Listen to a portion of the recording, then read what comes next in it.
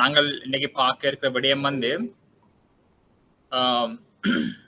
கடந்த வருடம் இடம்பெற்ற பரீட்சை தொடர்பான விடயங்கள் நாங்கள் பார்த்து கொண்டிருக்கிறோம். அதுல நாங்கள் பார்த்த விடயங்களை நாங்கள் விரிவாக மீட்டுக்கொண்டு போவோம். உங்களுக்கு தெரியும், எம்சிக்யூ சம்பந்தமாக வந்து உங்களுக்கு 10 வினாக்கள் தர கேட்கப்பட்டிருக்கும். ஆகவே அதுல நீங்கள் மிகவும் சரியான விடையை தெரிவு செய்து அதுக்குரிய புள்ளிகளை அதுக்குரிய விடையை நீங்கள் எழுதணும். ஆகவே நீங்கள் அதிக உயர்ந்த புள்ளிகளை பெற வேண்டும் என்று சொல்லி நாங்கள் வாழ்த்துக்கிறோம். ஆகவே நீங்கள் கடந்த பாடங்களில் பார்த்த விடயங்கள் ஏதாவது உங்களுக்கு சந்தேகங்கள் இருக்கும் என்று சொன்னால் நீங்கள் கேட்கலாம். If you have any doubt on last session, so please you can ask. If you have any doubt, please ask me. நல்லது படி நாங்கள் பார்ப்போம்.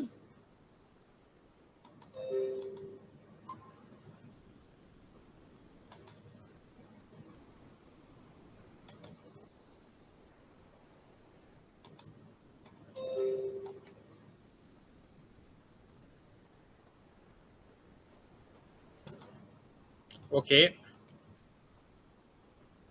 உங்களுக்கு வந்து 2021 ஆண்டு வந்த பேப்பர்ல வந்து பாத்தீங்கன்னு சொன்னால் அது 2வது வினாவில் வந்து கேட்கப்பட்ட கேள்வியாக பார்க்கிறோம்.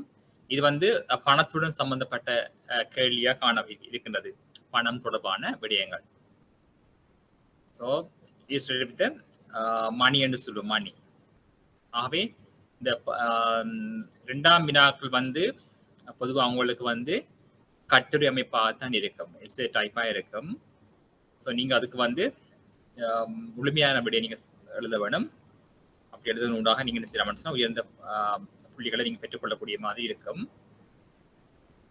அப்ப இந்த பேப்பர் நாங்க பார்ப்போம். இதுல பாத்தீங்கன்னு சொன்னால் முதலாவது வினா அப்படி வந்திருக்குன்னு சொன்னால் பணம் தொடர்பாக உங்களுக்கு வினாக்கள் கேட்கப்பட்டுள்ளது.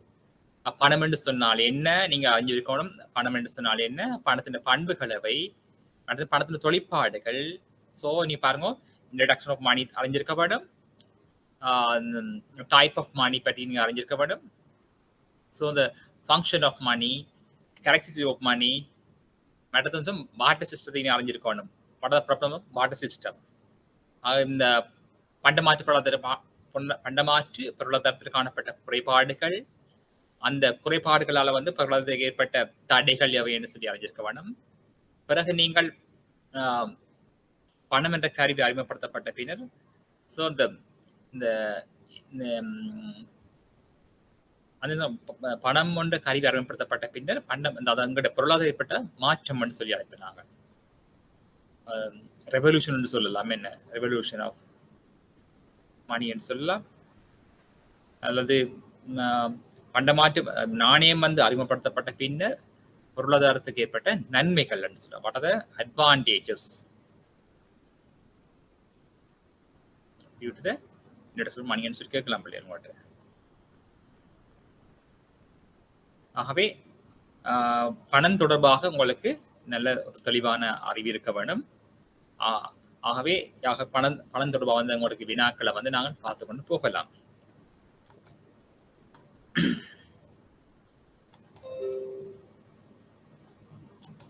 சரி, ஆகவே முதலாவது அதாவது 2வது வினா வந்து பணம் தொடர்பாக கேட்கப்பட்டிருக்கிறது. 3வது பாத்தீங்கன்னு சொன்னால் மூன்றாவது கேள்வி பாத்தீங்கன்னு சொன்னால் கடனாக்கம் சம்பந்தமாக உங்களுக்கு வங்கி, முதலாவது பணம், 2வது கேள்வி வந்து பணம் தொடர்பாக கேள்வி வந்திருக்குது. 2வது பாத்தீங்கன்னு சொன்னால் வங்கி தொடர்பாக வந்து கேள்விகள் அமைந்திருக்கிறது. ஆகவே உங்களுக்கு தெரியும், வணிகம் அந்த வங்கிகள வகை தெரியணும். வங்கிகளுடைய வகை டைப் ஆஃப் பேங்க்ஸ் வந்து அறிஞ்சிருக்க வேணும். மற்றது கமர்ஷியல் பேங்க் சம்பந்தமான விடயத்தை நீங்க அறிஞ்சிருக்க வேணும். கமர்ஷியல் பேங்க்ஸுக்கும் ஏனைய வங்கிகளுக்கும் இடையே காணப்படுகின்ற பிரதான வேறுபாடுகளை நீங்க அறிஞ்சிருக்க வேணும். ஆகவே வங்கி தொடர்பாக வந்து உங்கள்கிட்ட கேள்விகள் கேட்கப்பட்டிருக்கிறது. அதேபோல கடனாக்கம் சம்பந்தமான வினாக்களும் உங்களிடம் வந்து கேள்வியாக கேட்கப்பட்டிருக்கிறது. 2021 ஆண்டு பேப்பர்ல 3வது பிரிவாக இருக்கு. நான் சொன்னது 2ஆம் கேள்வி வந்து பணமாக அமைந்திருக்கும், 3ஆம் கேள்வி வந்து வங்கி தொடர்பாக வந்து கேள்வி அமைந்திருக்குது.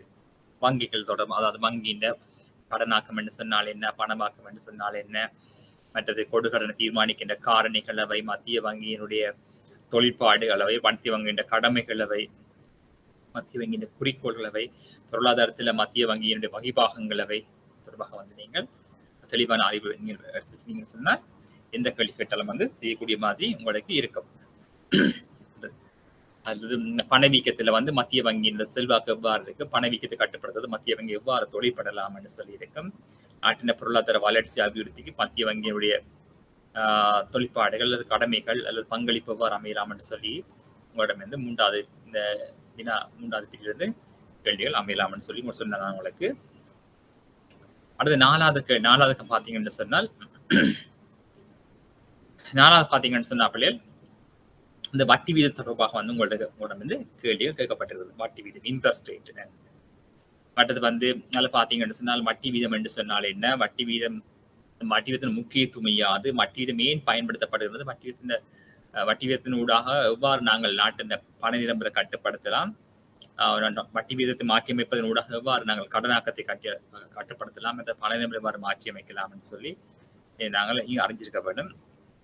உங்களுக்கு தெரியும் வட்டி வீதம் வந்து நாட்டினுடைய பண நிரம்பரை வந்து மாற்றியமைக்கிறதுக்கு பயன்படுத்தப்படுகின்ற ஒரு கருவியாக காணப்படுகின்றது என்று சொல்லி நீங்கள் கேள்விப்பட்டிருப்பீர்கள். ஆகவே நாட்டின் அதாவது வட்டி வீதத்துக்கும் பணத்தின் கேள்விக்கும் இடையிலான தொடர்பை நீங்கள் அறிஞ்சிருக்க வேண்டும். வட்டி வீதம் மாற்றம் அடைகின்ற பொழுது பணத்துக்கான கேள்வி எவ்வாறு மாற்றம் அடைகின்றது என்று சொல்லி நீங்கள் அறிஞ்சிருக்க வேண்டும். ஆகவே வட்டி வீதத்துக்கும் பண நிரம்பலுக்கும் தொடர்பு இல்லை என்று சொல்லி, அதாவது நேரடியாக குறுங்காலத்துல வட்டி வீதம் மாற்றம் அடைஞ்சா பண நிரம்பல் மாற்றம் அடையான்னு சொல்லி நாங்கள் கருதணும் குறுங்காலத்துல. எனவே வட்டி வீதத்துக்கும் பணத்துக்கான கேள்விக்கும் இடையே தான் நெருங்கிய தொடர்பு காணப்படுதுன்னு சொல்லி நீங்கள் அறிஞ்சிருக்க வேண்டும். ஆகவே வட்டி வீதத்துக்கும் பண நிரம்பலுக்கும் இடையே வந்து நேரடியாக தொடர்பு காணப்படாத போது நீங்கள் பார்க்க வேணும்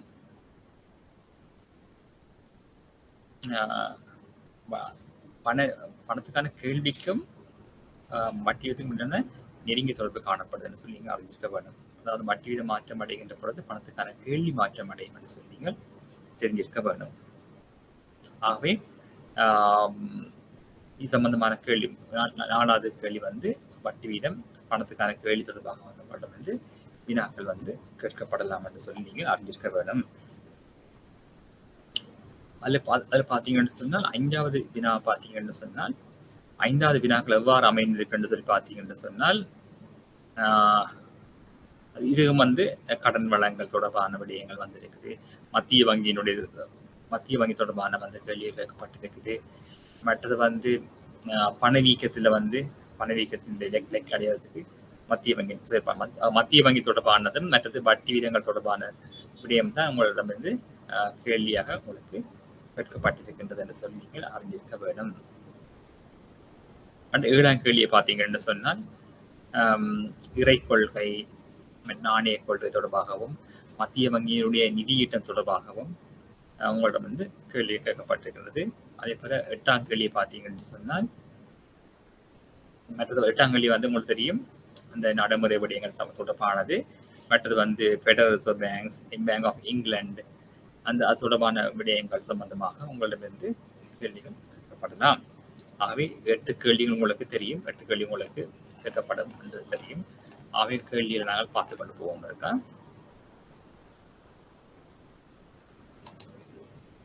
பிள்ளைகள் நான் கடந்த வகுப்புல பார்த்த விடயங்கள் ஏதாவது சந்தேகம் இருக்கா பிள்ளைகள்?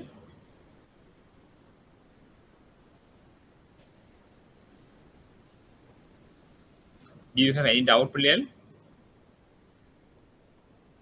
லாஸ்ட் செஷன்ல பார்த்து ஏதாவது நான் கடைசியா பார்த்த விடயங்கள சந்தேகம் இருக்கா உங்களுக்கு?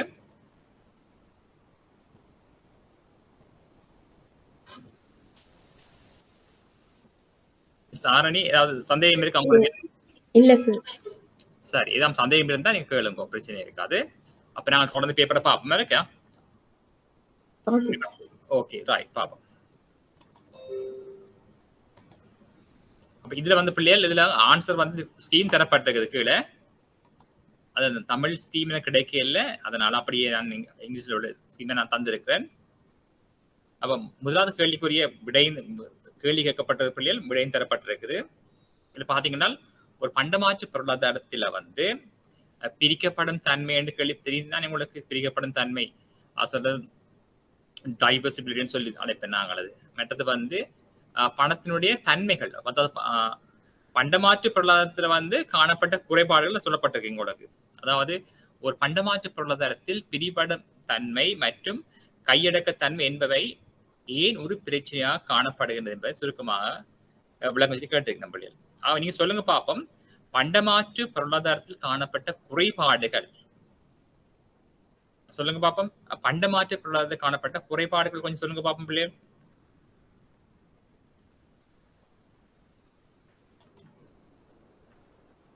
பண்டமாற்று பொருளாதாரத்தில் வந்து காணப்பட்ட குறைபாடுகள் சொல்லுங்க பாப்போம்.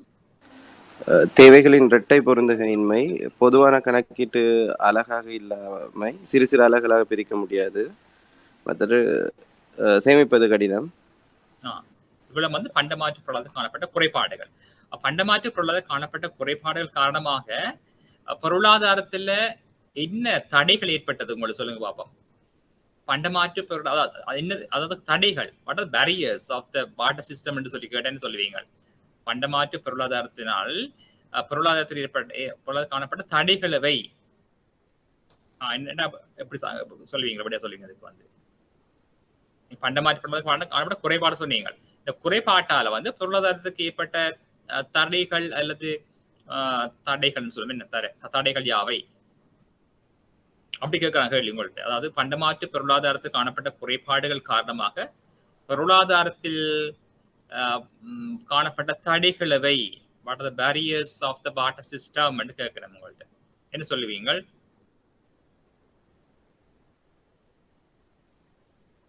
இப்ப ரெண்டு வகையில இந்த கேள்வி கேட்கலாம். ஒன்று வந்து பண்டமாற்று பொருளாதாரத்தில் காணப்பட்ட குறைபாடுகள் காரணமாக பொருளாதாரத்துக்கு ஏற்பட்ட தடைகள் என்று கேட்கலாம். இரண்டாவது கேள்வி கேட்கலாம் என்ன சொன்னால், அதாவது பணம் என்ற கருவி அறிமுகப்படுத்தப்பட்ட பின்னர் பொருளாதாரத்துக்கு ஏற்பட்ட நன்மைகள் யாவை என்று சொல்லி கேட்கலாம். பண்டமாற்று, அதாவது பணம் என்ற கருவி அறிமுகப்படுத்தப்பட்ட பின்னர் பொருளாதாரத்துக்கு ஏற்பட்ட நன்மைகள் சொல்லுங்க பாப்போம். பணம் என்ற கருவி அறிமுகப்படுத்தப்பட்டதனால் பொருளாதாரத்துக்கு ஏற்பட்ட நன்மைகள் யாவை? What are the importance of money in an economy என்று கேட்கிறேன் பிள்ளைகள். பணத்தினால் பொருளாதாரம் ஏற்பட்ட நன்மைகள் யாவை என்று சொல்லி கேட்கலாம் பிள்ளைகள். இதே மாதிரி கேள்வி வராது பிள்ளை. அடுத்த இந்த மாதிரி வேறு மாதிரி கேள்வி கேட்கலாம் பிள்ளைகள். இது பேஸ் பண்ணி கேட்பேன் பிள்ளைகள். சொல்லுங்க. அதாவது பணம் என்ற கருவி அறிமுகப்படுத்தப்பட்டதனால் பொருளாதார ஏற்பட்ட நன்மைகள் யாவை? இது பேசிக் கேள்வி தானே. சொல்லுங்க. என்ன சொல்லுவீங்க? What are the advantages? என்ன நன்மைகள் பிள்ளை சொல்லுங்க பாப்போம். அதான் பணம் என்ற கருவி அறிமுகப்படுத்தப்பட்டதனால் இந்த பொருளாதாரத்துக்கு ஏற்பட்ட நன்மைகள் யாவை?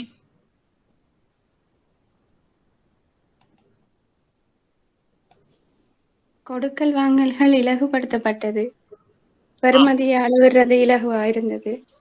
சரி, கொடுக்கல் வாங்கல்களை மேற்கொள்வது இலகுவா காணப்பட்டது சொல்றீங்க. சரி சரி, வேற என்ன சொல்லுவீங்க? பெறுமதியை கணிப்பிடுறது இலகுவாக இருந்தது. சரி சரி, ஓகே, ரைட், நல்லது. வேற என்ன சொல்லுவீங்க? பொருளாதாரத்துக்கு எப்படி நன்மைகள் யாவை? எஸ், சொன்ன சரி, ஓகே, சொல்லுங்க. இந்த பணம் என்ற கருவிதான் பிள்ளை அறிமுகப்படுத்தப்பட்டதனால தான் இந்த பொருளாதார எப்படி நன்மைகள் யாவை என்ன சொல்லுவீங்க பிள்ளைகள்? What are advantages to introduce the money in an economy என்று கேட்கிறாங்க பிள்ளைகள்.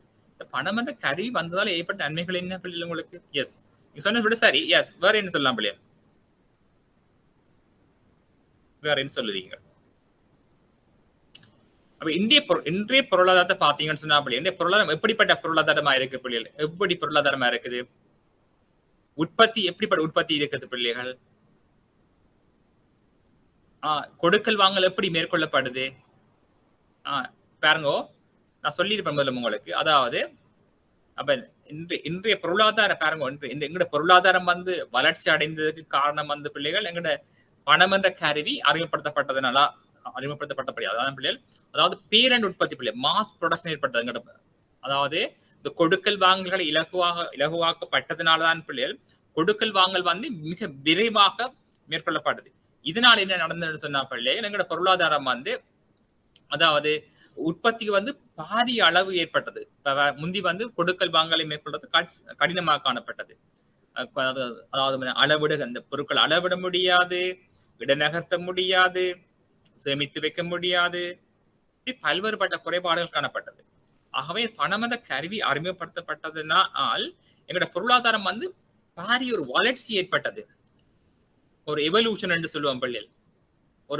ஒரு பாரிய ஒரு பாய்ச்சல் ஏற்பட்டது. அதாவது பொருளாதார வளர்ச்சி ஏற்பட்டது, உற்பத்தி அதிகரிக்கப்பட்டது, உற்பத்தி அதிகரிப்பு ஏற்பட்டது, மற்றும் வந்து சிறப்பு தேர்ச்சி ஏற்பட்டது. அந்த பிள்ளைகள் சிறப்பு தேர்ச்சி ஏற்பட்டது. மாஸ் கன்சம்ஷன், மாஸ் ப்ரொடக்ஷன் அப்படி எல்லாம் ஏற்பட்டது. பாரிய உற்பத்தி, பாரிய நுகர்வு, தொழில் பிரிப்பு, சிறப்பு தேர்ச்சி.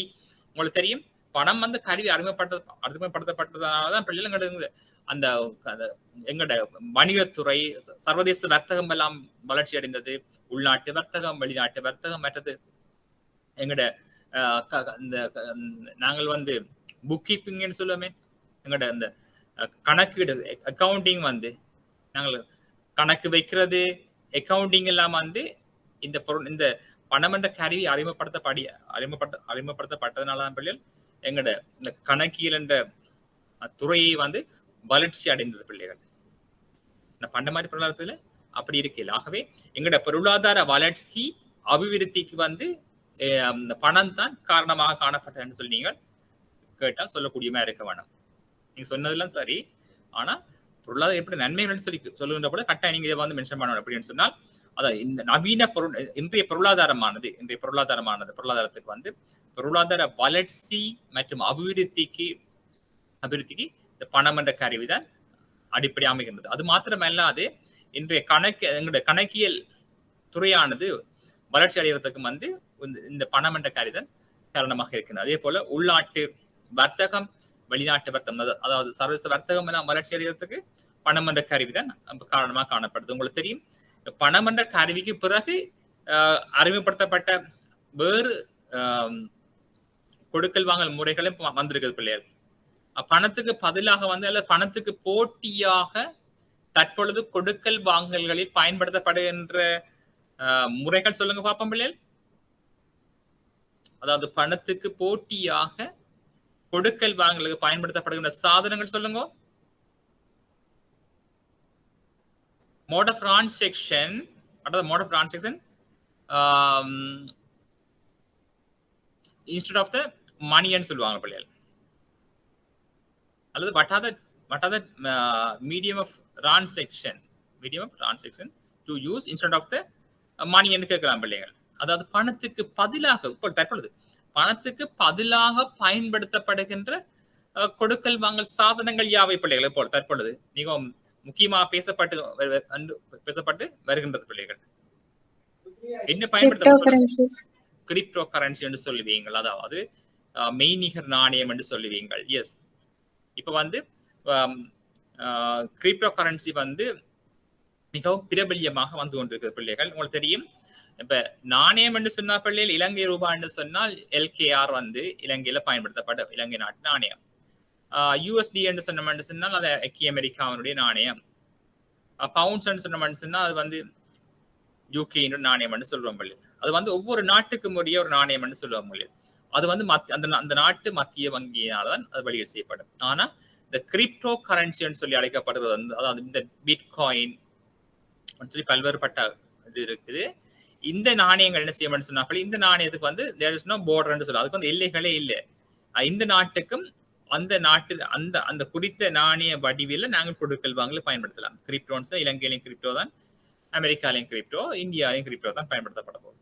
ஆகவே இந்த மெய்நிகர் இந்த கிரிப்டோ கரன்சியினால வந்து கிரிப்டோ கரன்சி பயன்பாட்டின் காரணமாக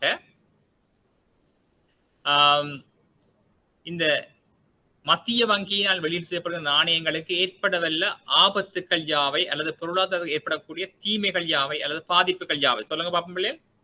இப்படி கேள்வி வந்திருக்கு பிள்ளைகள். அதாவது இந்த மத்திய வங்கியினால் வெளியீடு செய்யப்படுகிற நாணயங்கள் உங்களுக்கு தெரியும். இலங்கை ரூபாய், யூஎஸ்டி, ஐஎன்ஆர் சொன்னால் இந்தியன் ரூபி, கனடியன் டாலர்ஸ் வந்து அந்த நாட்டு மத்திய வங்கியால் வந்து அச்சிட்டு வெளியீடு செய்யப்படுறது. இந்த நாணயங்களுக்கு இந்த கிரிப்டோ கரன்சியினுடைய பயன்பாட்டினால் பாவனையினால் ஏற்படக்கூடிய ஆபத்துக்கள் யாவை அல்லது பாதிப்புகள் யாவை என்று சொல்லி பேப்பர்ல கேள்வி வந்திருக்கு. என்ன சொல்லுவீங்க? கிரிப்டோ கரன்சியின் பாவனையினால் இந்த டோக்கன் மணி அழைக்கப்படும் அந்த அடையாள பணங்களுக்கு, அதாவது மத்திய வங்கியால் வெளிச்செப்பு நாணயங்களுக்கு ஏற்படக்கூடிய பாதிப்புகள் அல்லது தாக்கங்கள் அல்லது பொருளாதாரத்துக்கு ஏற்படக்கூடிய தாக்கங்கள் யாவை பிள்ளைகள்? என்ன சொல்லுங்க? இது வந்து பொதுவான ஜெனரல் கேள்வியா இருக்க முடியாது, பொதுவான கேள்வியா இருக்க முடியாது. நீங்களா இது வந்து அறிஞ்சிருக்கிறது இப்படிதான் பிள்ளைகள். என்ன சொல்லுவீங்க? நாட்டினுடைய அந்த ஒரு நாட்டினுடைய கரன்சின்ற மதிப்பிறக்கம் ஏற்படும் சார். ஏன்னா அந்த நாட்டினுடைய பாவனையை பயன்படுத்தாம கிரிப்டோ கரன்சியை பயன்படுத்த ஆரம்பிச்சாங்கன்னு சொன்னா நாட்டின் நாணயத்தின் மதிப்பிறக்கம் ஏற்படும். எஸ். வேற என்ன சொல்லலாம் இல்லையா? வேற ஓகே நீங்க சொன்ன சரி. வேற என்ன சொல்லலாம் இல்லையா? கிரிப்டோ கரன்சி வந்து மத்திய வங்கியின் நாணய கொள்கைக்கு உட்படாது இருப்பதனால மத்திய வங்கியால சரியா செயற்படுத்தலாம் போகும்.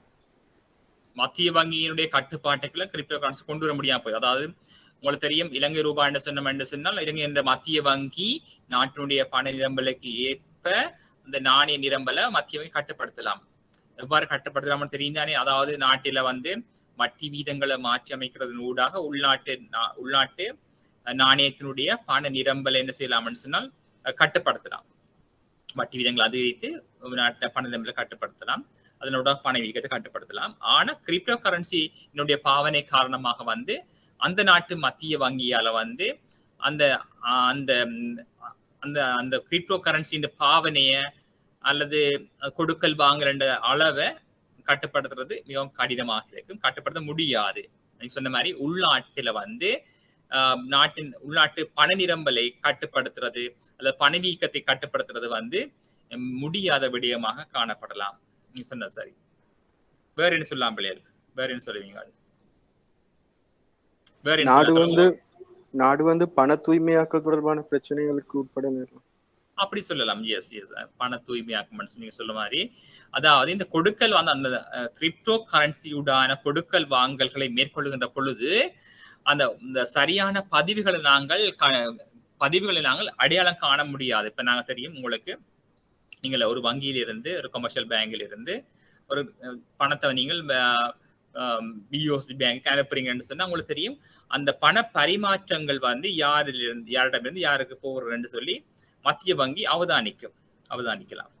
ஆனா அந்த கிரிப்டோ கரன்சியினுடைய பாவனையின் போது, கொடுக்கல் வாங்கலின் பொழுது பணம் பரிமாற்றப்படுகின்றதுதான் சொல்லப்பட்டு தெரியும் தவிர யாரிடமிருந்து யாருக்கு பணம் போகின்றது கொடுக்கல் வாங்கல் விவரங்களை வந்து மத்திய வங்கியால வந்து கண்காணிக்க முடியாத நிலைமை ஏற்படும். என்னன்னு சொன்னா கிரிப்டோ கரன்சி வந்து சிஸ்டம் எங்க இருக்கும்னு சொன்னா அது குறிப்பிட்ட ஒரு நிறுவனத்தால் தான் அது வந்து இயக்கப்படும். ஆகவே அந்த நிறுவனம் வந்து மிக இரகசியமாக அந்த கொடுக்கல் வாங்கல் செய்கிறாக்களை வந்து வச்சிருக்கும். ஆகவே அந்த தகவல் வந்து அந்த கொடுக்கல் வாங்கலோட தகவலை வந்து மத்திய வங்கி பகிர்ந்து கொள்ள முடியாத, மத்திய வங்கி கிடைக்க முடியாத ஏற்படும். எனவே சொன்ன மாதிரி எந்த கொடுக்கல் வாங்கலுக்கு, அதாவது நீங்க சொன்ன மாதிரி சட்ட ரீதியற்ற கொடுக்கல் வாங்கலுக்கு எல்லாம் இந்த கிரிப்டோ கரன்சியின் ஊடாக வந்து கொடுக்கல் வாங்கல் மேற்கொள்ளக்கூடிய சாத்தியங்கள் காணப்படுகின்றது. அதே போல நீங்க என்ன சொன்னீங்க? என்ன சொன்னீங்க? அதே போல என்ன சொன்னீங்க? கடைசி என்ன சொன்னீங்க தம்பி? பண தூய்மையாக்கல். அதே போல நீங்க சொன்ன மாதிரி இந்த வரி செலுத்தாத, அதாவது வருமான வரிகளை வந்து அறவிடுவது மிக கடினமாக காணப்படும் மத்திய வங்கிக்கு வந்து. அதாவது சட்ட ரீதியாக வந்து உழைக்கிற வருமானங்கள் இருக்கலாம். அதாவது சட்ட ரீதியாக வருமானம் என்று சொன்னால் உங்களுக்கு தெரியும் இந்த பிளாக் மணி என்று சொல்லுவோம் நாங்கள். அதாவது அரசாங்கத்துக்கு வருமானங்கள் மூலங்களை மத்திய வங்கிக்கு அதாவது மக்கள் வந்து தாம் உழைத்த வருமானங்களை வந்து வருமான மூலங்களை அரசாங்கத்துக்கு வெளிப்படுத்த மாட்டேன். இவ்வாறு வெளிப்படுத்தாத படியால வந்து வரிகளை வந்து செலுத்தாமல் இருப்பினும் வரி செலுத்தாமல் உழைத்த வருமானங்களாக காணப்படும். இது நாங்கள் கருப்பு பணம் என்று சொல்லுவோம். ஆகவே இவ்வாறு சட்ட ரீதியாக உழைத்த வருமானங்கள், இவ்வாறான வருமானங்கள் வந்து இந்த கிரிப்டோ கரன்சி ஊடான கொடுக்கல் வாங்கலுக்கு பயன்படுத்தலாம். ஆகவே இதனூடாக நீங்க சொன்ன மாதிரி இந்த சட்ட ரீதியாக உழைத்த வருமானங்கள், கருப்பு பணம் என்ற வருமானம், பணம் என்று சொல்லலாம்னு சொன்னா இந்த கிரிப்டோ கரன்சி ஊடாக வந்து கொடுக்கல் வாங்கலுக்கு பயன்படுத்தப்படும். கருப்பு பணம் வந்து கொடுக்கல் வாங்கலுக்கு, கருப்பு பணம் வந்து வெள்ளை பணமாக மாற்றப்படும் சொல்லலாம். நீங்க சொன்ன மாதிரி இந்த கொடுக்கல் பயன்படுத்தப்படலாம். உங்களுக்கு தெரியும், இப்ப அந்நிய முதலீடுகள் வரும் எங்களுக்கு இங்க இலங்கைக்கு வந்து ஃபோர்ட் சிட்டின்னு சொல்லி கேள்விப்பட்டிருப்பீங்க. அப்ப அங்க அந்த ஃபோர்ட் சிட்டின்னு பார்க்க அங்க வந்து வெளிநாட்டு முதலீட்டாளர்கள் அங்க வருவினம். ஆகவே இதனூடான கொடுக்கல் வாங்கலை மேற்கொள்ளுற பொழுது இலங்கையாக்கள் என்ன செய்யலாம்னு சொன்னா நாங்களும் கொடுக்கல் வாங்கலை மேற்கொள்ளலாம். அந்த அதுல முதலீடு செய்யலாம். இந்த கிரிப்டோ கரன்சி ஊடாக முதலீடு செய்கின்ற பொழுது நாங்கள் யார் முதலீடு செய்தது, எப்படி முதலீடு செய்யறதுன்னு சொல்லி நாங்கள் அறிந்து கொள்ள முடியாத நிலைமை ஏற்படும். உங்களுக்கு தெரியும், தற்பொழுது இந்த கிரிப்டோ கரன்சி வந்து மிகவும் பிரபலியமான துறையாக காணப்படுகிறது. நீங்கள் வந்து எந்தெந்த துறையில வந்து நீங்கள் முதலீடு செய்யலாம் என்று எதிர்பார்க்கிறீங்க? பொதுவாக வந்து முதலீடு செய்கிற துறைகள் உங்களுக்கு தெரியும். உங்களுக்கு தங்கத்தின் மீதாக முதலீடு செய்யலாம் என்று சொல்லி அறிஞ்சிருப்பீங்க. அதே போல பங்கு சந்தையில முதலீடு செய்யலாம் என்று அறிஞ்சிருப்பீங்க. அதே போல இப்பொழுது தற்பொழுது வந்து அந்த கிரிப்டோ கரன்சி மீது மக்கள் முதலீடு செய்யறத வந்து ஆர்வம் வந்து கூடி இருக்கின்றது. பங்கு சந்தை மாதிரி கிரிப்டோ கரன்சி மார்க்கெட்டும் வந்து மிகவும் பிரபலியமாக வந்து இருக்கிறது.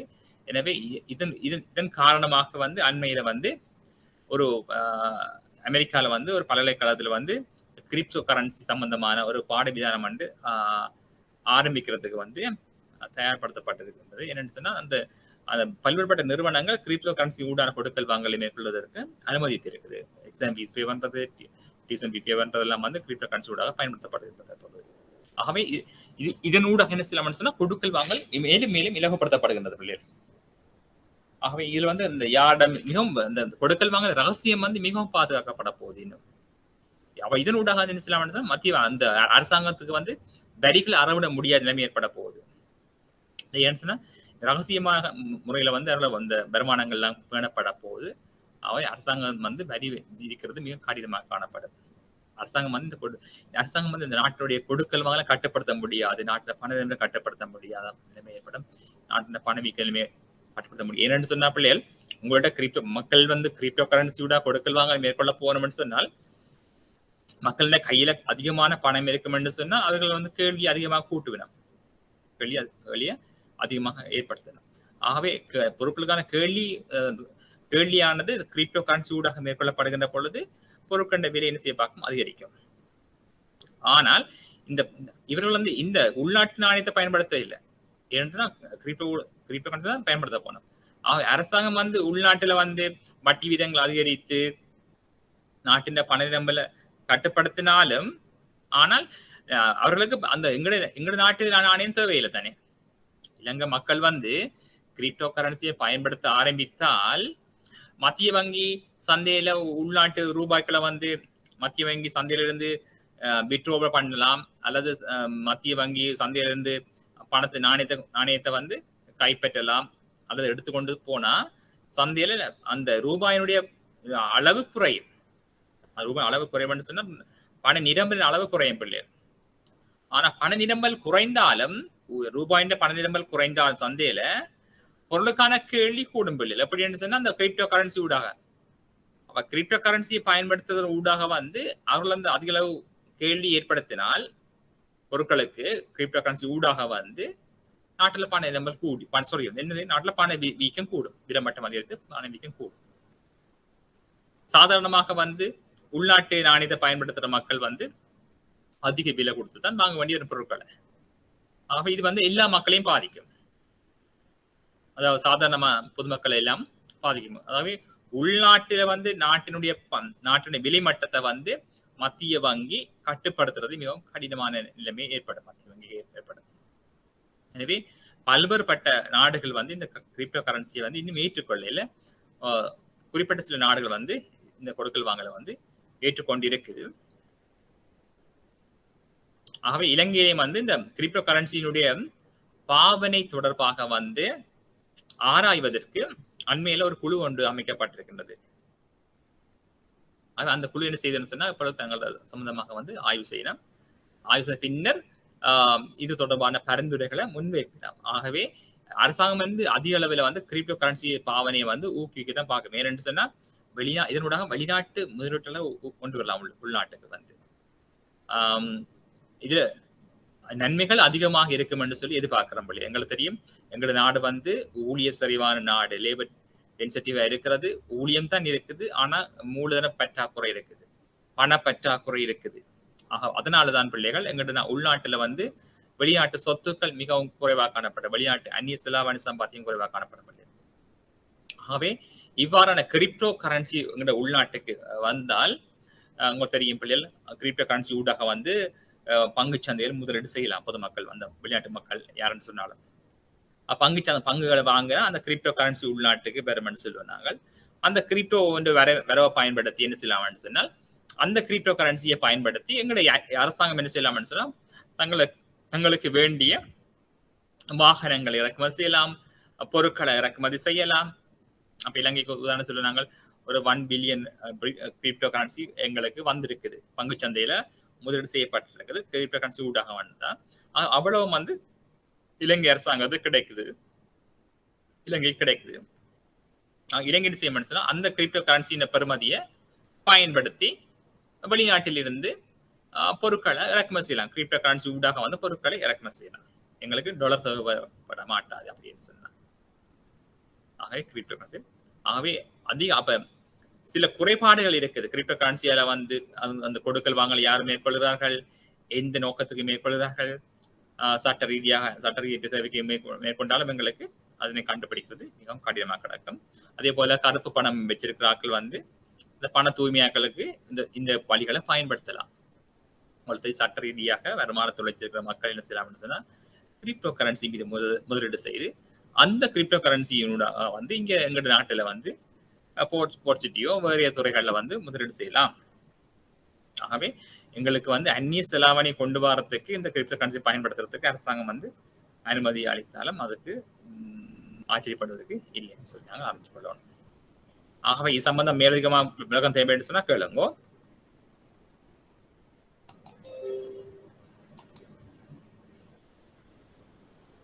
ஆகவே உங்களுக்கு தெரியும் பிள்ளைகள், பண்டமாற்று பொருளாதாரத்தில் காணப்படுகிற குறைபாடுகள் தெரியும், இந்த குறைபாடுகள் காணப்பட்ட பிரச்சனைகள் தெரியும் பிள்ளைகள் உங்களுக்கு தெரியும். ஆகவே இதுல வந்து விட சொல்லப்பட்ட barter system, goods exchange for goods which are heterogeneous in terms of size and the quality சொல்லி போட்டிருக்கு. அது தெரியும் தானே. அப்போ பண்டமாற்று பொருளாதாரத்தில் வந்து அந்த பொருட்களை வந்து சிறு சிறு அளவுகளாக பிரிக்க முடியாது காணப்பட்டது.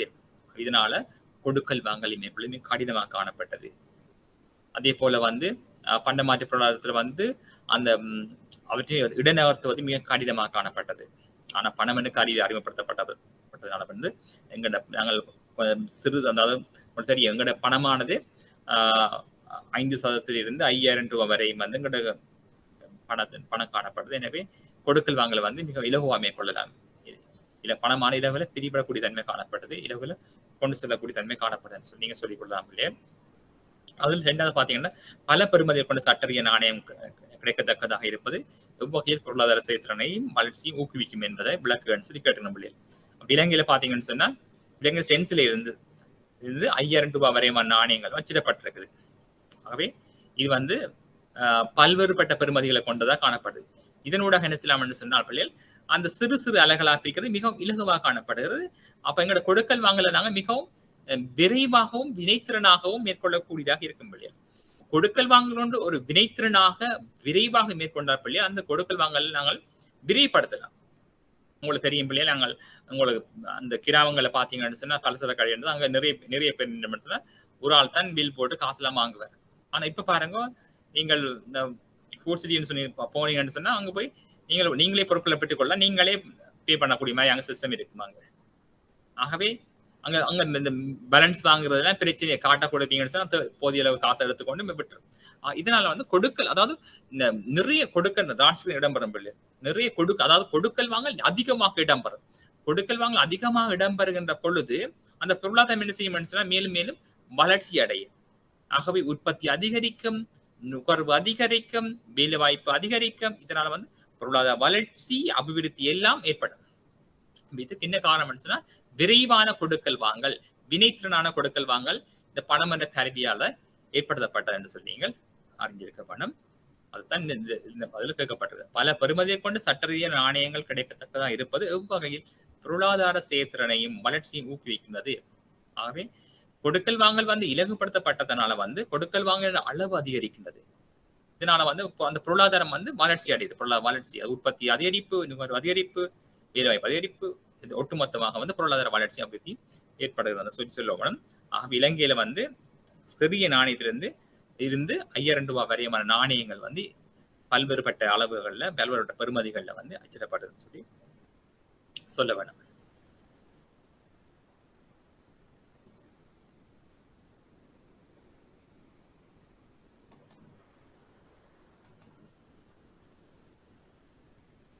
அதே போல பாத்தீங்கன்னு சொன்னா அங்க சொல்லப்பட்டது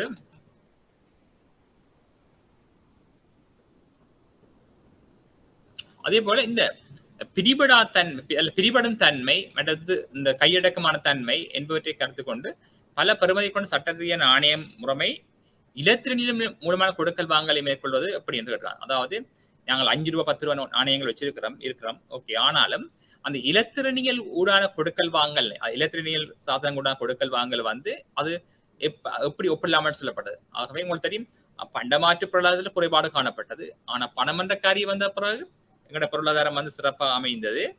ஆனா பணத்துக்கு பின்னர் ஏற்பட்ட இலத்திரனியல் ஊடான கொடுக்கல் வாங்கல் அது இன்னும் இலகுபடுத்தினது எங்களோட கொடுக்கல் வாங்கல வந்து. ஏன்னு சொன்னா இப்ப நாங்கள் ஆன்லைன் மூலமான கொடுக்கல் வாங்கல் மேற்கொள் இதன் பொழுது என்ன பயன்படுத்தப்படுதுன்னு சொன்னா வரவு அட்டை, கடன் அட்டை பயன்படுத்தப்படுது. அப்ப எலக்ட்ரானிக் டிவைசஸ் ஊடாக வந்து நீங்கள் டிரான்சாக்சன் மேற்கொள்றீங்க. அப்ப இதன் ஊடாக என்ன செய்ய இன்னும் வர்த்தகம் வந்து விரிவுபடுத்தப்படுது. எங்களோட உள்நாட்டில் ஒரு உற்பத்தி இருக்குமென்னு சொன்னால் அந்த உற்பத்தியை நாங்கள் என்ன செய்யலாம், ஒரு வெளிநாட்டுக்கு உடனடியாக சந்தைப்படுத்தக்கூடிய வசதியாக இருக்குது ஆன்லைன் ஊடாக வந்து. இதனூடாக கொடுக்கல் வாங்கல் மேற்கொள்ளும் இலகுவாக காணப்பட்டது.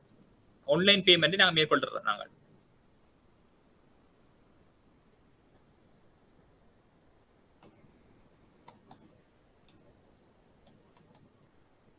ஆன்லைன் ஊடான கொடுக்கல் வாங்கல் வந்து நாங்கள் மேற்கொள்ளக்கூடிய மாதிரி இருக்குது. இதனால என்ன செய்யலாம் சொன்னா எங்களோட பொருள் உற்பத்தி, சந்தைப்படுத்தல் எல்லாமே வளர்ச்சி அடையுது. இதனால வந்து எங்களோட பொருளாதாரம் வளர்ச்சி அடைகின்றது சொல்லுவோம் நாங்கள்.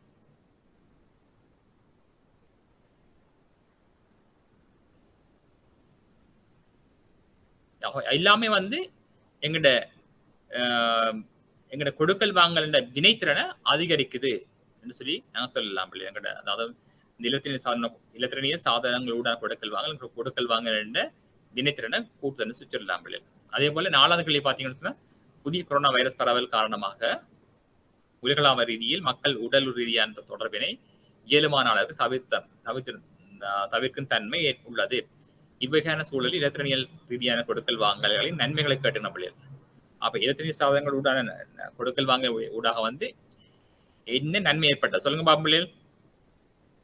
இந்த தற்பொழுது காணப்படுகின்ற பெருந்தொற்று நோய் காரணமாக வந்து பிள்ளைகள் இந்த நிலைமையின் பொழுது அந்த எலக்ட்ரானிக் டிவைசஸ் ஊடாக வந்து கொடுக்கல் வாங்கல் மேற்கொள்ளும் ஊடாக வந்து ஏற்படக்கூடிய நன்மைகள் யாவேன்னு கேட்டுக்கிறேன். என்ன சொல்லுவீங்க பிள்ளைகள்? இலத்திரனிய சாதனங்களோட கொடுக்கல் வாங்கல் ஊடாக வந்து ஏற்பட்ட நன்மைகள் யாவை தற்போதைய நிலைமையில?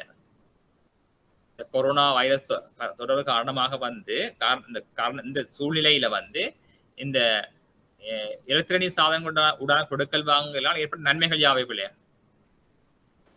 வீட்டுல இருந்தவாறு பொருட்கள் சேவைகளை பெற்றுக்கொள்ள முடியுமோ, வியாபாரத்தை மேற்கொள்ளக்கூடிய மாதிரி இருக்கு. மேற்கொள்ளக்கூடிய மாதிரி. Very good.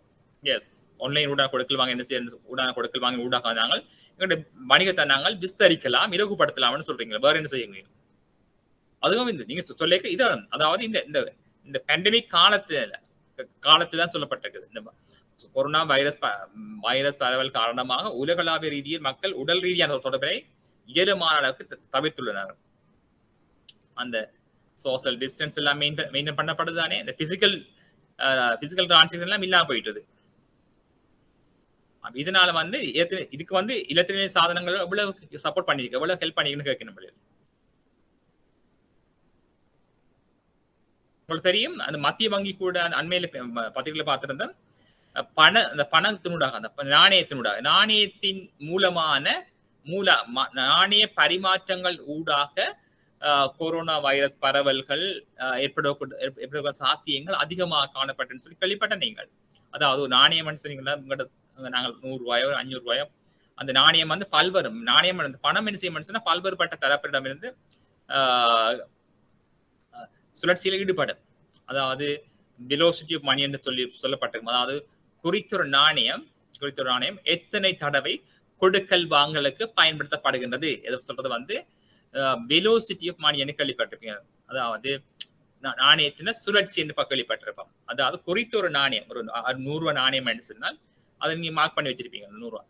அந்த நாணயம் எழுதக்கூடாது, சும்மா சொல்றேன் உங்களுக்கு. குறித்த நாணயம் நோட் பண்ணி வச்சிருக்கீங்க. அந்த குறித்த நாணயம் குறிப்பிட்ட டைம்ல எத்தனை தடவை கொடுக்கல் வாங்கல பயன்படுத்த. நீங்க பாருங்க, பெட்டா போறீங்கன்னு சொன்னா இந்த காலையில போயிருந்தேன், அங்க நான் கொடுத்த ஒரு 100 ரூபாய் என்ன செய்யணும்னு சொன்னால் கொடுத்து போட்டு நாங்க திரும்பி பார்க்க அந்த 100 ரூபாய் அந்த கடைக்காரன் இல்லை. ஏன்னா அவர் வந்து இன்னொரு வாடிக்கையாளர் காசா கொடுத்துட்டார். அவர் என்ன செய்வார், அதை கொண்டு போய் வாச இறங்கிக்கு அவர் இன்னொரு போட வாங்குறாரு, மாஸ்க் வாங்குறாரு. மாஸ்க் வாங்கினோன்னா மற்ற அந்த நபர் என்ன செய்யறான்னு சொன்னா இன்னொரு வாடிக்கையாளர் கொடுக்குறாரு. அவரை நான் நோட் பண்ணி பார்த்தேன், நான் கொடுத்த பணம் நான் கொடுத்த நாணயம் வந்து அந்த அந்த வர்த்தகர்கிட்ட அந்த ஒரு செகண்ட்ல போயிட்டு. அப்ப இதுதான் வந்து கொடுக்கல் வாங்கல். அதாவது வெலோசிட்டி, அந்த குறித்த நாணயம் எத்தனை தடவை கொடுக்கல் வாங்கலுக்கு பயன்படுத்தப்பட்டுள்ளது என்பதை அளவுதான் வெலோசிட்டி ஆஃப் மணி என்று அழைக்கப்படும். வெலோசிட்டி ஆஃப் மணி என்று சொல்லி. ஆகவே அந்த குறித்த நாணயம் எத்தனை தடவை குறிப்பிட்ட நேரத்துல அது வந்து மிக விரைவாக இருந்தது என்று சொன்னால் அந்த பொருளாதாரம் மிகவும் வேகமாக இயங்குதுன்னு சொல்லி அழைக்கலாம். நம்மளே நான் பார்த்தேன், நான் ஒரு 100 ரூபாய் கொடுத்துட்டு திரும்பி பார்க்கிறேன், அந்த பணம் இன்னொரு ஆள்கிட்ட போகுது. அந்த வாடிக்கையாளர் திரும்பி வாசல்ல இருந்து இன்னொரு பொருளை வாங்குறாரு. பிறகு அந்த வாடிக்கையாளர் போனோட இன்னொரு பொருள் அந்த பணம் வந்து இன்னொரு வாடிக்கையாளர் போகுது. ஆக இப்படித்தான் பணம் வந்து சுற்றுவட்டத்துல போய்கொண்டு அதுவும் பரிமாற்றப்பட்டு கொண்டே இருக்கும். பிள்ளைகள் நீங்க நோட் பண்ணி பார்த்துருப்பீங்க, எங்க ஒரு மால் கடை, மீன் கடை போயிருப்பீங்க, பல கடைக்கு போயிருப்பீங்க, சந்தை போன நோட் பண்ணி பாருங்க. அதாவது பணம் சுற்றி கொண்டே இருக்கும். ஆகவே இந்த நடவடிக்கையால வந்து இந்த பணம் வந்து பல்வேறுபட்ட தரப்புகளின் கையில போய் சேருகின்ற பொழுது இந்த வைரஸ் பரவல் வந்து ஏற்படுவதற்கான சாத்தியங்கள் மிகவும் அதிகம். அதாவது அந்த பௌதிக ரீதியில வந்து நாங்கள் பணத்தை பயன்படுத்துகின்ற பொழுது அந்த பரவல், நோய் பரவல், கிருமி பரவல் ஏற்படுவதற்கான சாத்தியங்கள் அதிகமாக காணப்படுதுன்னு சொல்லி சுகாதார வல்லுநர்கள் குறிப்பிட்டிருக்கிறார். எனவே தான் பிள்ளைகள் இந்த இலத்திரனிய சாதனங்களுடான கொடுக்கல் வாங்கலை வந்து அதிகரிப்பதற்கு அல்லது விரைவுபடுத்துவதற்கு அல்லது பிரபல்யப்படுத்துவதற்கு அரசாங்கங்கள், நிறுவனங்கள் எல்லாம் வந்து பல்வேறுபட்ட நடவடிக்கைகளை மேற்கொண்டிருக்கணும். எங்களோட வங்கிகள் எல்லாம் வந்து மொபைல் ஆப்ஸ் எல்லாம் வந்து டிசைன் பண்ணியிருக்கிறோம். இலங்கை வந்து மிகவும் ஸ்லோவா தான் போய்கொண்டு இருக்குது. ஆனா வேறு நாடுகள் வந்து மிகவும் விரைவாக இந்த தொழில்நுட்பத்தை பயன்படுத்துகிறோம். ஆகவே இந்த இலத்திரனிய சாதனங்களுடன் கொடுக்கல் வாங்கல் இந்த நோய் பரவலை வந்து கட்டுப்படுத்துறதுக்கு மிகவும் பயனுள்ள வாய்ந்த காணப்படுத்தக்கூடியது. அது சொல்லப்பட்டிருக்கு. Social interactions is a main reason for the spread of COVID-19 virus. ஆகவே நாங்கள் சமூக ரீதியாக வந்து ஒன்று சேரும் போது, சமூக ரீதியாக நாங்கள் இன்டராக்ட் பண்ணுகிற பொழுது இந்த வைரஸ் பரவல் வந்து சாத்தியம் அதிகமாக காணப்படுதுன்னு சொல்லி அழைக்கப்படுது. அந்த most effective remedy is the social distance compared to both systems of barter and legal டெண்டர்ன்னு சொல்லி நாங்கள் பொருட்களுக்கு பதிலாக பொருட்களை பரிமாற்றி கொண்டாலும் நோய் பரவல் ஏற்படலாம். இந்த லீகல் டெண்டர் அழைக்கப்படுகிற எங்களுடைய நாணயங்கள், ரூபாய் நாணயங்கள் பயன்படுத்துவதே வந்து இந்த நோய் பரவல் ஏற்படக்கூடிய சாத்தியங்கள் அதிகமாக காணப்படுகிறது. எனவேதான் பிள்ளைகள் இந்த எலக்ட்ரானிக் பேமெண்ட் சூடான கொடுக்கல் வாங்கல் என்ன செய்யுதுன்னு சொன்னால் இந்த நோய் பரவலை வந்து மிகவும் கட்டுப்படுத்துறது. ஏன்னு சொன்னா நீங்கள் எங்க கொழும்புல இருக்கிறீங்க, நீங்கள் இன்னொரு இடத்துக்கு நீங்கள் பொருட்களை வாங்குறதுக்கு நீங்கள் ஆன்லைன் ஊடாக வந்து பொருட்களை வாங்குறீங்க. இப்ப பத்திரமொழியில இருந்து நீங்கள் பொருட்களை வாங்கணும்னு சொன்னா நீங்கள் போகவே தேவையில்லை, அங்கே ஆன்லைன்ல ஓட பண்றீங்க. ஆகவே பொருட்கள் வருது, நீ பணம் கொடுக்கறது கூட. சில நான் அவதானிச்சிருக்கிறேன், சில இடங்கள்ல பணம் வந்து ஏற்றுக்கொள்ளப்பட மாட்டான்னு சொல்லிக்கிறேன்.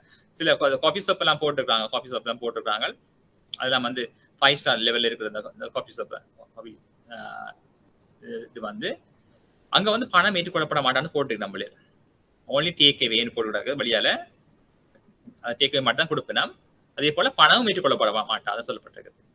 அப்படின்னா பணம் ஏற்றுக்கொண்டு பணம் வாங்காம, அதாவது ஆன்லைன் பேமெண்ட் ஓன்லி தான் போட்டுருக்கோம், ஆன்லைன் பேமெண்ட் ஓன்லி. அப்ப அது வந்து நோட் சோஷியல் ஜஸ்டிஸ். அவங்க சொல்றாங்க எல்லாரும் வந்து இதுக்கு வந்து நாங்கள் பழக்கப்பட வேணும், இலத்திரி சாதனங்களை கொடுக்கறவங்களை வந்து பழக்கப்பட வேணும் நாங்கள் எல்லோரும். அதுதான் இந்த நோய் திட்டத்தை வந்து கட்டுப்படுத்தலாம். ஆகவே உங்களுக்கு தெரியும் தானே, இதுதான் விடையா போகுது. அதாவது பௌதிக ரீதியான கொடுக்கல் வாங்கலை மேற்கொள்றதை நாங்கள் குறைக்கிறதுக்கு இது மிகவும் பிரபலியமானதாக நன்மையாக காணப்படும் சொல்லி சொல்லப்படுது. ஆகவே இல்லத்திரிய சாதனங்களுடன் கொடுக்கல் வாங்கல்கள் மிக மிக நல்ல விடயங்களாக காணப்படுது இந்த நோய் பரவல் காரணமாக சொல்லி சொல்லப்பட்டிருக்கிறது. அதே போல 3வது கேள்வியை பார்த்தீங்கன்னு சொன்னா வாய்ப்புகளை ஏற்கிறது கடன்கள் சம்பந்தமாக சொல்லப்பட்டிருக்குது. இதுல பாத்தீங்கன்னு சொன்னா வாய்ப்புகளை ஏற்று கடன்களை வழங்கும் இடையீட்டு நிறுவனம் இடையீட்டு வழிமுறை மூலம் வர்த்தக வங்கிகள் எவ்விதத்தில் கொடுக்கடனை உருவாக்குறது என்பதனை உதாரணங்களுடன் விளங்கப்படுத்தி கேட்டேன். உங்களுக்கு தெரியும் தானே பிள்ளைகள், அது வணிக வங்கிகள் என்ன செய்யுதுன்னு சொன்னால் கடனாக்கத்தை மேற்கொள்ளுன்னு சொல்லி கேள்விப்பட்டிருக்கீங்கள். ஆகவே இதுக்கு என்ன விட சொல்லுங்க பாப்பா பிள்ளைகளா, யாரா விட சொல்லுங்க, யாராவது இதுக்கு ஆன்சர் பண்ணுங்க பாப்பா பிள்ளைகள். வாய்ப்புகளை ஏற்று கடன்களை வழங்கும் இடையீட்டு வழிமுறை மூலம் வர்த்தக வங்கிகள் எவ்விதத்தில் கொடுகடனை உருவாக்குகின்றன என்பதை உதாரணங்களுடன் சுருக்கமாக விளக்கத்தை கேட்டுக்கொள்ள. இதுக்கு இப்படியே சொல்லுங்க பாப்போம்.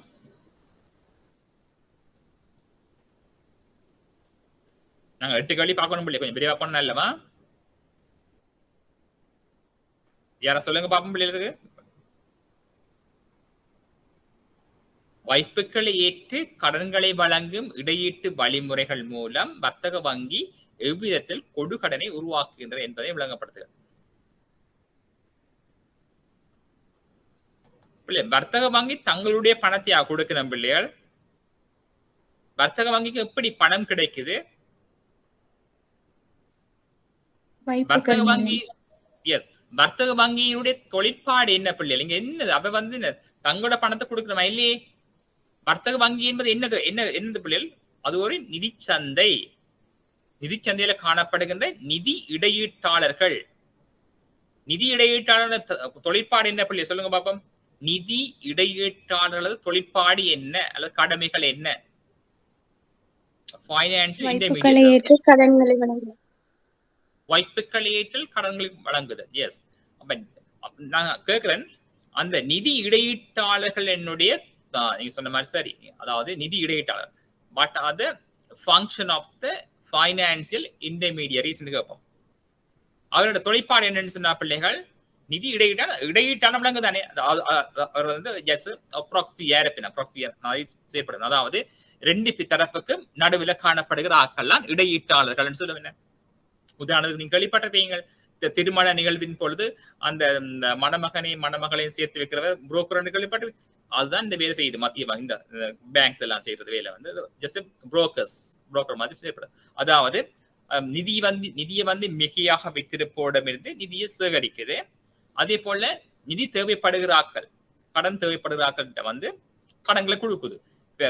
நிதி, அதாவது நிதியினை மிகையா வைத்திருப்போரையும் நிதி தேவைப்படுவோரையும் இணைக்கின்ற செயற்பாட்டுல ஈடுபடுகிற நிறுவனங்களை தான் நாங்க சொல்றது நிதி இடையீட்டாளர்கள். ஆகவே சிம்பிளா விளையக்குள்ளதான் புரோக்கர்ஸ் சொல்றாங்க. அப்ப வந்து ஒரு சொல்றது புரோக்கர் தரகர் மாதிரி செயற்படுவார்கள். அவர்களுக்கு என்ன கிடைக்கும், அதாவது இதுல வந்து வாய்ப்புகள் ஏற்று மற்றவர்களுக்கு வட்டிக்கு பணத்தை கொடுக்கணும். ஆகவே வைப்பாளர்களுக்கு ஒரு குறைவான வட்டியையும் கடன்கள் மீது அதிகமான வட்டியையும் பெற்றுக்கொண்டு அதற்கு இடைப்பட்ட வித்தியாசத்தை வந்து அவர்கள் லாபமாக திரட்டி லாபமாக பெற்றுக் கொள்கிறார்கள். ஆக இதுதான் அவர்கள் செயற்பாடு. அப்ப வங்கிகள் எல்லாம் வந்து ஒரு நிதி இடையீட்டு நிறுவனங்கள். நிதி இடையீட்டு நிறுவனங்கள் என்பது பணத்தினை மிகையா வைத்திருப்போரிடமிருந்து வாய்ப்பாக பெற்றுக்கொண்டு பணம் தேவைப்படுபவருக்கு கடனாக கொடுக்கிறதா நீங்க சொன்ன மாதிரி. ஆகவே இந்த நிதி இடையீட்டு நிறுவனங்கள் வந்து பல்வேறுபட்ட நிறுவனங்கள் காணப்படுது. வணிக வங்கிகள் செயற்படுது பிள்ளைகள், மற்றும் வேறு நிதி கம்பெனிகள் செயற்படுது, ஸ்பெஷலைஸ்ட் பேங்க்ஸ் எல்லாம் செயற்படுது. வணிக வங்கிகள், விசேட அனுமதி பெற்ற வங்கிகள் எல்லாம் செயற்படுகின்றது. அதிலும் வந்து இந்த வணிக வங்கிகள் என்ன செய்யும் என்று சொன்ன பிள்ளைகள் நிதி கம்பெனிகளும் செயற்படுகிறது. சேமிப்பு வங்கி, காப்புறுதி கம்பெனிகள் போன்ற நிதி கம்பெனிகள் போவையெல்லாம் செயற்படுது. ஆனாலும் அந்த வர்த்தக வங்கிகள் எவ்விதத்தில் கொடுகடை உருவாக்குகிறது, அதாவது வர்த்தக வங்கி சொல்லப்பட்டது கமர்ஷியல் பேங்க்ஸ், இந்த வர்த்தக வங்கிகள் எவ்விதத்தில் கொடுகடனை உருவாக்குகின்றது என்பதை சுருக்கமாக விளங்கப்படுத்துவதை கேட்டு நம்பியல். இதுதான் கேள்வி.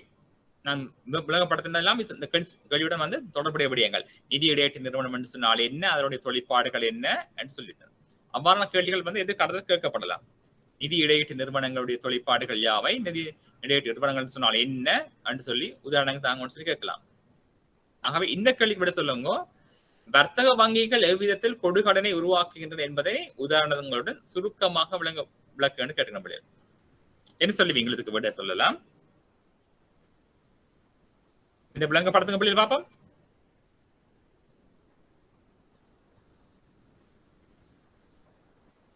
Just explain for these answers or questions. இது எப்படி சொல்லுங்க பள்ளியில் பாப்போம்.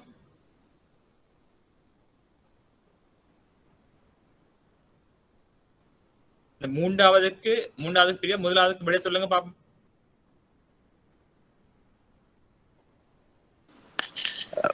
வர்த்தக வங்கிகள் வந்து சார் தனக்கு கிடைக்கின்ற வாய்ப்புகள்ல ஒதுக்கு வீதத்தை தவிர்ந்த இணையம் ஒன்ற கடனாக அளிப்பதன் மூலம் கடனாக்கத்தை உருவாக்கும் சார். சொல்லுங்க. 5 மார்க்ஸுக்கு விட சொல்லணுமா? சொல்லுங்க. சொன்ன சாரி, ஓகே, கொஞ்சம் விளக்கமா சொல்லுங்க. என்னன்னா 5 மார்க்ஸுக்கு தான் எனக்கு நாங்கள் எழுத கொடுக்க போறீங்க. இப்ப நீங்க சொன்னீங்கன்னு சொன்னா உங்களுக்கும் இந்த வந்துடும், ஞாபகமா வந்துடும், மற்றவைக்கும் வந்து ஞாபகமா இருக்கும். ஜஸ்ட் டிஸ்கஸ் பண்ணேக்க ஓகே. நீங்கள் உங்களுக்கு நீங்க சொல்லவே விளங்கி நீங்க அதை பற்றி மேலும் படிக்க அவசியம் பெறாது, சொல்லி முடிஞ்சீங்கன்னா அவசியம் பெறாது. மற்றவையும் கேட்டு நல்லபடியாங்கள் தானே. சொல்லுங்க. சரி, இன்னொரு விளங்கப்படுத்த மேலும் சொல்லுங்க பாப்பா பிள்ளையா வடிவா. 5 மார்க்ஸ் சொல்லுங்க. நீங்க சொன்னதுக்கு ஓகே. நீங்க 5க்கு 3 தருவோம். நாங்கள் எப்படி எழுதுனா 5க்கு 3 தான் தருவோம். நீங்க எழுதுவீங்க, பிரச்சனை இல்லை. முழுமையா சொன்னா இன்னும் 5 மார்க்ஸ் கிடைக்கும், ஃபுல்லா கிடைக்கும். யார சொல்லுங்க பிள்ளையா, வர சொல்லுங்க. ஜஸ்ட் சொல்லுங்க.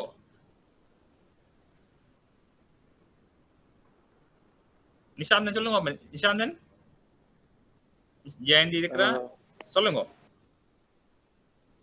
வர்த்தக வங்கிகள் வந்து தமது வைப்பீட்டாளர்களுக்கு வந்து கரண்ட் அக்கௌண்ட் ஃபெசிலிட்டிஸை வழங்குது. அந்த கரண்ட் அக்கௌண்ட்ல வந்து அந்த கரண்ட் அக்கௌண்ட் வைத்திருக்கவங்க வந்து பணத்துக்கு பதிலாக வந்து காசோலைகளை வழங்குவாங்க. அதால உரிய பணத்தை வச்சுக்கொண்டு வங்கிகள் வந்து வேறவர்களுக்கு கடன் வசதிகளை வழங்கலாம். அதே நேரம் கரண்ட் அக்கௌண்ட்ஸுக்கு வந்து ஒரு லிமிட் ஒன்றை மார்க் பண்ணி விடுறதால, சிஸ்டத்துல ஒரு லிமிட் ஒன்றை மார்க் பண்ணி விடுறதால கடன் உருவாக்கத்தை மேற்கொள்ளக்கூடிய மாதிரி இருக்கு. ஏன்னா கரண்ட் அக்கௌண்ட்ஸ்ல வந்து ஓவர் டிராஃப்ட் ஃபெசிலிட்டிஸ் கொடுக்கலாம் தானே. அப்போ ஒரு சிஸ்டத்துல ஒரு லிமிட் ஒன்று மார்க் பண்ணி விட்டா அது ஒரு கடன் உருவாக்கமா நடைபெறும். சரி சரி, இப்படி சொல்லலாம். ஓகே. ஆகவே இதுக்கு சிம்பிளா சொல்லுவாங்க நாங்கள். அதாவது வணிக வங்கிகள் தமக்கு வருகின்ற ஆரம்ப வைப்புகளை போல் பல மடங்கு கடன்களை உருவாக்கக்கூடியதாக இருப்பதை சொல்வது கடனாக்கம் சொல்லுவோம். கடனாக்கம். வணிக வங்கிகள் என்ன செய்யலாம்? வணிக வங்கிகள் எல்லா வணிக வங்கிகளும் சேர்ந்து இந்த நடைமுறை கணக்கினூடாக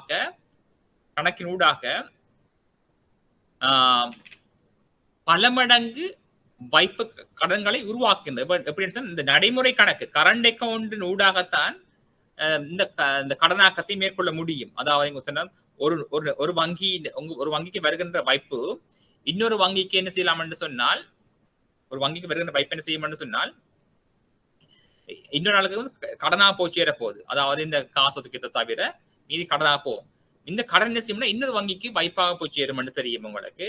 ஆகவே நீங்கள் வந்து அகலம் டீப்பா விளங்கப்படுத்த தெரியும் தானே. இப்படி சொல்லுங்க, அதாவது வணிக வங்கி தமக்கு வருகின்ற ஆரம்ப வைப்பை போல் பல மடங்கு கடன்களை உருவாக்கக்கூடிய இருப்பதை நான் சொல்ல கடனாக்கம். வணிக வங்கி என்ன செய்யலாம்? வணிக வங்கிகள் தமது நடைமுறை கணக்கினூடாக பல மடங்கு கடன்களை உருவாக்குகின்றது என்று சொல்லி சொல்லுவோம். ஆகவே இங்கு நடைமுறை கணக்கினூடாகத்தான் இந்த கடன்களை உருவாக்க முடியும். ஏனைய கணக்கில் வந்து ஒரு சேமிப்பாக தான் காணப்படும். ஆகவே எல்லா வணிக வங்கிகளும் சேர்ந்துதான் இந்த கடன்களை உருவாக்கலாம்னு சொல்லிதான் போதும். வேணுமென்று சொன்னா நீங்கள் சின்ன ஒரு இந்த டி அக்கௌண்ட் போட்டு வேணும் விளங்கப்படுத்திடலாம். டி அக்கௌண்ட் போட்டு விளங்கப்படுத்த உங்களுக்கு தெரியுதா? டி அக்கௌண்ட்ல போட்டு விளங்கப்படுத்துறது. டி ஃபார்ம்ல போட்டுட்டு இங்க வைப்பு வரும். வைப்பு ஒரு 100 சொன்னோம்னா அங்கால காசு ஒதுக்கி வீதம் ஒரு 10 வீதத்தை போட்டீங்கன்னு சொன்னா இந்த 90 வந்து கடனா போகும். இந்த 90 அடுத்த வங்கிக்கு வைப்பா போய் சேரும். அப்படி பார்த்துருப்பீங்களானே? அப்படி சொல்லலாம் சொன்னா இது கஷ்டம் இல்ல.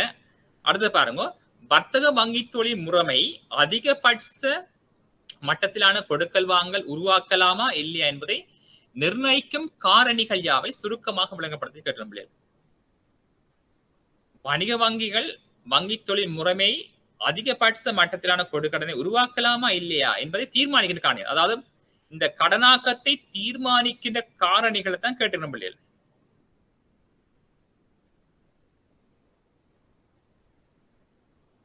அதாவது இந்த வணிக வங்கிகள் எவ்வளவு கடன்களை உருவாக்கலாமா அல்ல வணிக வங்கிகள் அதிக அளவு கடன்களை உருவாக்குறது என்பது எங்க தங்கி இருக்குது, அதிகபட்ச மட்டத்தின கடன்கள் உருவாக்குறதா இல்லையா என்பது எங்க தங்கி இருக்குன்னு கேட்டு நம்மளே.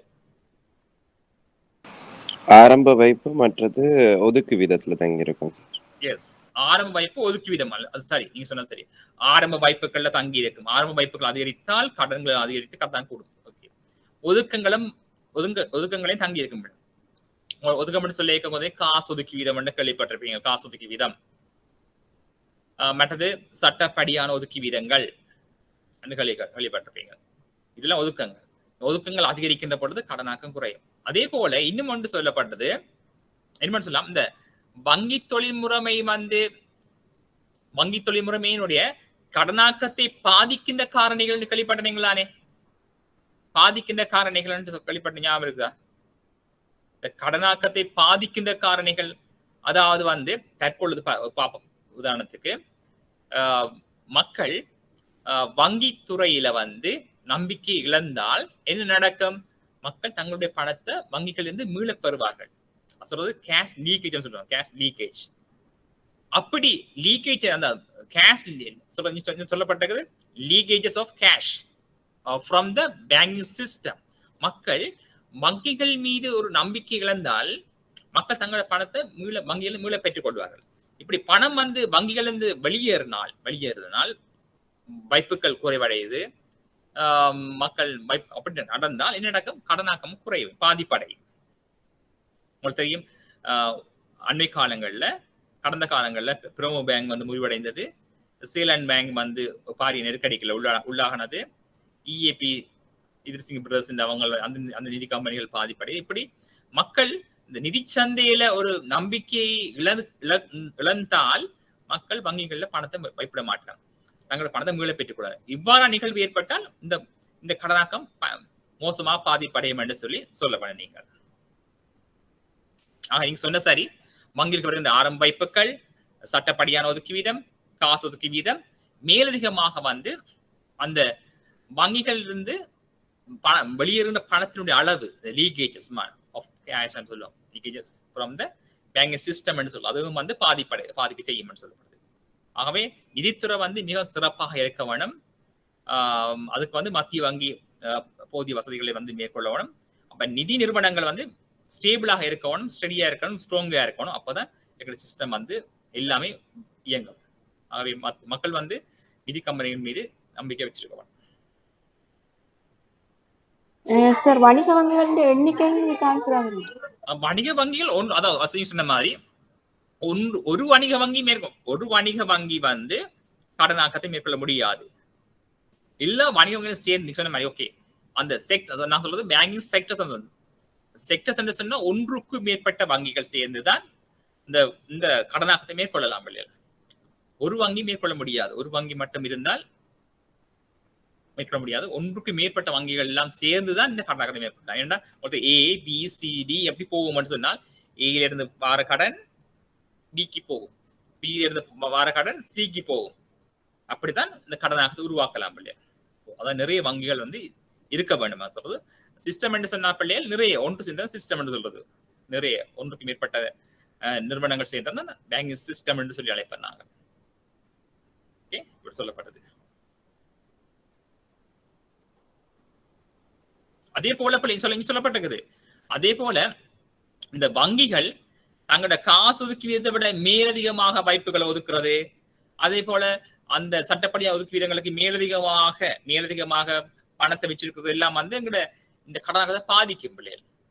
அதாவது பாதிக்கும். அதாவது வங்கிகளோட காசு ஒதுக்கி வீதம் வந்து காசு ஒதுக்கி வீதம் 5% சொன்னால் 5% மேலதிகமாக தேவையில்லாம பணத்தை வங்கிகளை வச்சிருந்தால் இது என்ன செய்யும் சொன்னா பள்ளியா அந்த கடனாகத்தை பாதிக்கும்.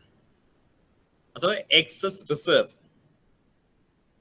ஆகவே மேலதிக ஒதுக்குகள் வந்து வங்கிகள் வச்சிருக்க கூடாது.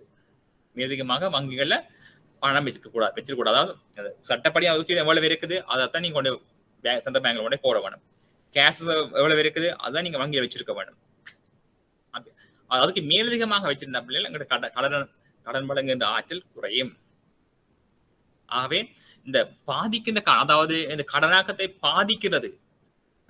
பாதிப்புன்னு சொன்னா தெரியும். கடனாக்கத்தை இல்லாமல் பண்றது அல்லது குறைக்கிறதா பாதிப்பு.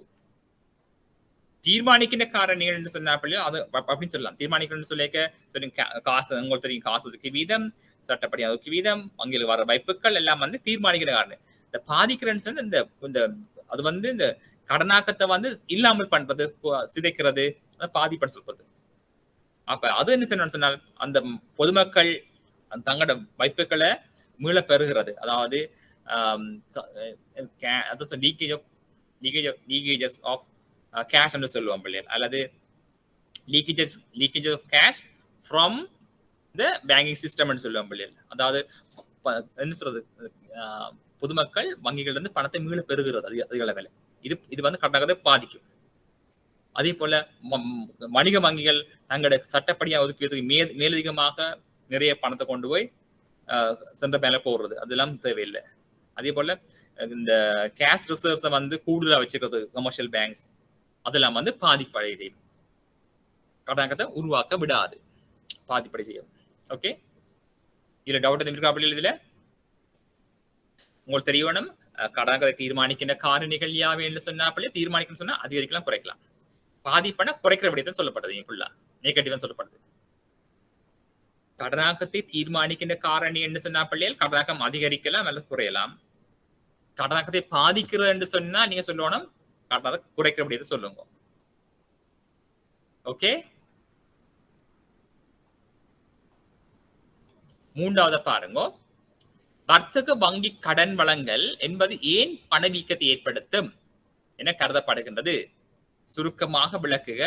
மத்திய வங்கி கண்காணிக்கும் குறிகாட்டிகள் பணவீக்கத்தில் ஓர் அதிகரிக்கும் போக்கினை சுட்டி காட்டினால் அது நிதி ஒதுக்கு தேவைப்பாட்டை எவ்விதத்தில் மாற்றும் என்பதையும் ஏன் மாற்ற வேண்டும் என்பதையும் சுருக்கமாக விளக்க சொல்லி கேட்டிருக்கோம் பிள்ளைகள். நாங்கள் இப்ப ஒரு சின்ன ஒரு பிரேக் எடுப்போம். இப்ப ஒரு 10 minutes பிரேக் எடுப்போம் பிள்ளைகள். 2:03 இப்ப 2:13 நாங்கள் சந்திப்போம் வேண்டும். Okay, we will take small break 10 minutes. Okay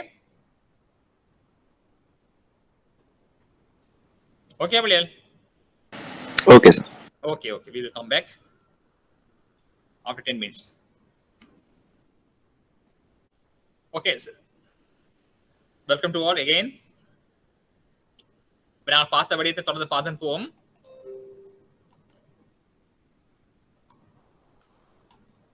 ஆகவே உங்களுக்கு தெரியும் பிள்ளைகள்,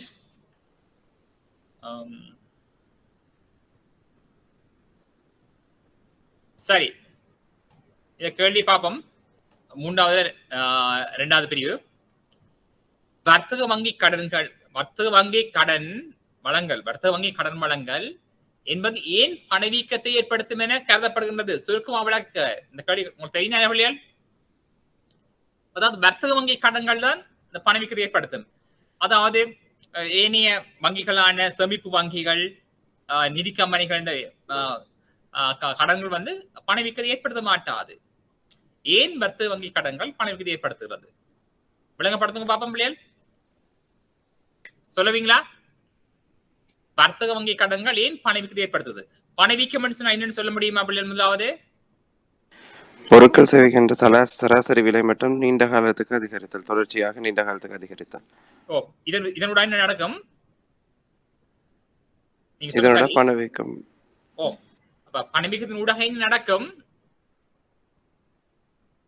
எது குறையும்?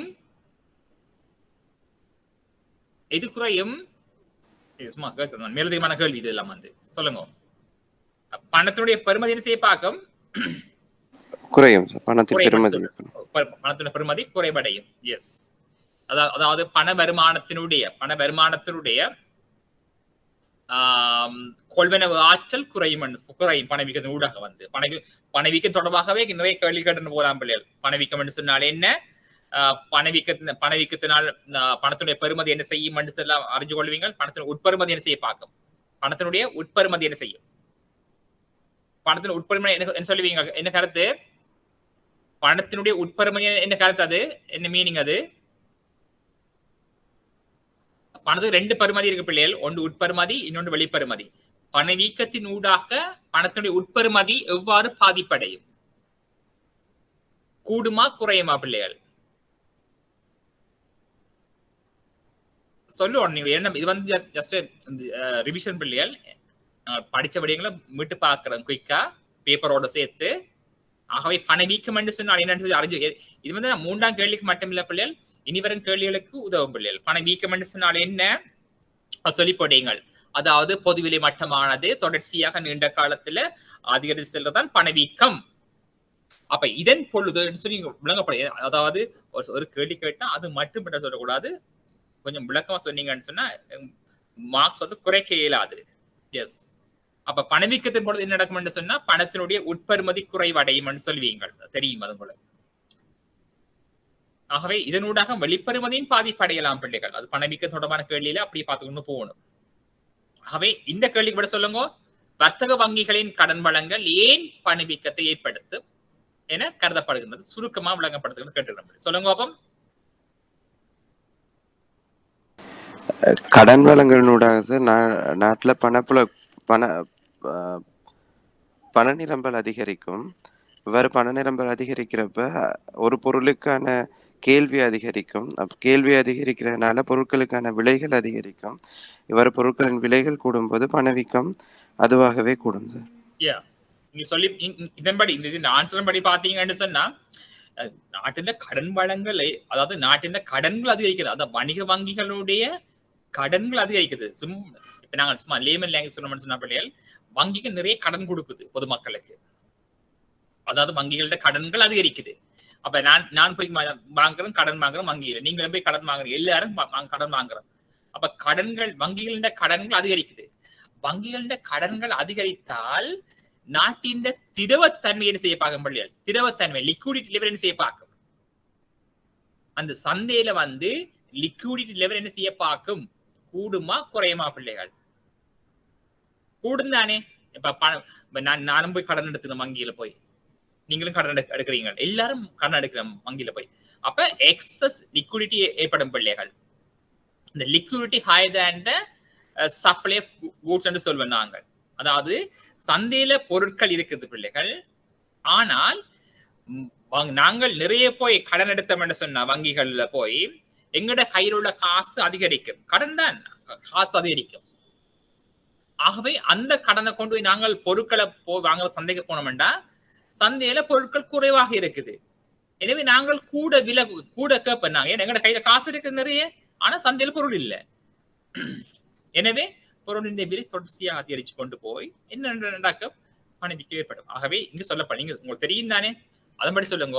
வணிக வங்கி கடன்கள் கடனாக்கத்தை ஏற்படுத்தும். இந்த கடனாக்கத்தின் ஊடாக நாட்டில் பண நிரம்பல் அதிகரிக்கும். நாட்டுல பண நிரம்பல் அதிகரிக்கும் சொன்ன கருத்து என்ன பிள்ளைகள்?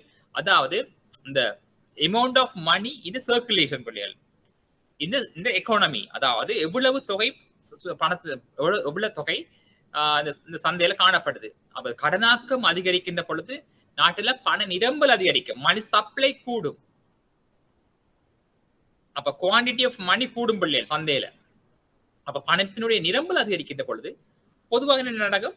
பொருட்களின் விலை தொடர்ச்சியாக அதிகரிக்கும். இதனூடாக பணவீக்கம் ஏற்படும் சொல்வீங்க பிள்ளைகள். அவை சொன்னபடி சரி, அவை இலகுமான விடுதல், பிரச்சனை இருக்காது, கடினம் இல்லை. ஆனா பணவீக்கம் தொடர்பாக கேள்விகளுக்கு விரும்பலையில் பணவீக்க, அதாவது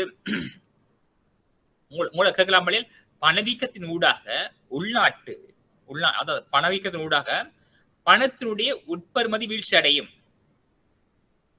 இந்த உட்பெறுமதியில் ஏற்படுகின்ற வீழ்ச்சி நாணயத்தின் வெளிப்பெறுமதியில் எவ்வாறு தாக்கத்தை ஏற்படுத்தும் என்று சொல்லி இப்ப கேள்வி பயன் சொன்னாப்பிள்ளை எங்களுக்கு தெரியும். எங்களோட வெளிப்பெறுமதி பெரிய பிரச்சனை கிடக்குது. இலங்கையின் ரூபாய் இலங்கையின் ரூபாயின் பெறுமதி இலங்கை ரூபாயின் பெறுமதி வெளிப்பெறுமதி, அதாவது எக்ஸ்சேஞ்ச் ரேட் மிக மோசமாக காணப்படுது பிள்ளைகள்.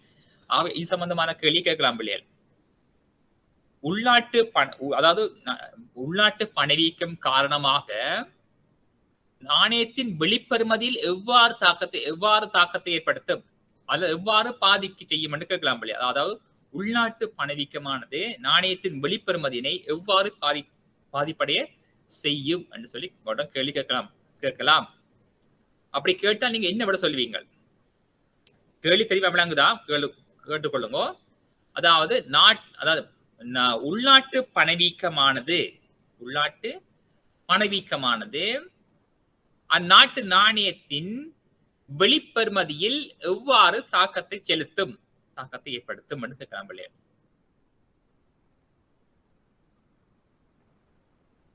கேள்வி விளங்கிதான். அதாவது உள்நாட்டு பணவீக்கம் எப்படி நாணய மாற்றத்தை பாதிக்க செய்கின்றது,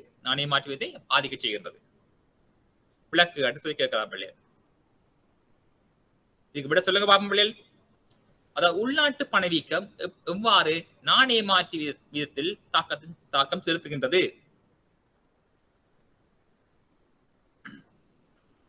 சொல்லுங்க பாப்போம் பிள்ளைகள். உள்நாட்டுல தெரியும் தானே, உங்க நாட்டுல பாத்தீங்கன்னா உள்நாட்டுல பணவீக்கம் இருக்குது, பானினுடைய விலை அதிகரிச்சிருக்குது, அரிசியின் விலை கூடி இருக்குது, சீனியின் விலை கூடி இருக்குது, கேஸின் விலை கூடி இருக்குது, எரிபொருள் விலை கூடி இருக்குது, பால்மாவின் விலை கூடி இருக்குது, எல்லாம் பணவீக்கம் தானே. இந்த பணவீக்கம் எவ்வாறு எங்க நாணய மாற்றியத்தை பாதிப்படை செய்கிறது? நாணய மாற்றியத்தை பாதிப்புன்னு சொன்னா பிள்ளைகள் டாலரோட விலை அதிகரிக்குது. இலங்கை ரூபாய்க்கு எதிராக டாலரோட விலை கூடுது, இலங்கை ரூபாய் பெறுமதி வீழ்ச்சி அடையுது. ரூபி வேல்யூ டிப்ரிஷியேட் பண்ணப்படுது. இலங்கை ரூபி டிப்ரிஷியேட் பண்ணப்படுது, நாட் அப்ரிஷியேட் பண்ணுது. இது டிப்ரிஷியேட் பண்ணப்படுது போகுது. அதாவது ரூபாயின் பெறுமதி வீழ்ச்சி அடையுது, டாலரோட விலை கூடுது. அப்ப பிளீஸ் சொல்லுங்க பாப்போம். உள்நாட்டு பணவீக்கமானது எவ்வாறு நாணய மாற்று விதத்தில் தாக்கம் செலுத்துகின்றது? யாரா சொல்லுங்க பாப்போம். முயற்சி பண்ணுங்க பிளீஸ்.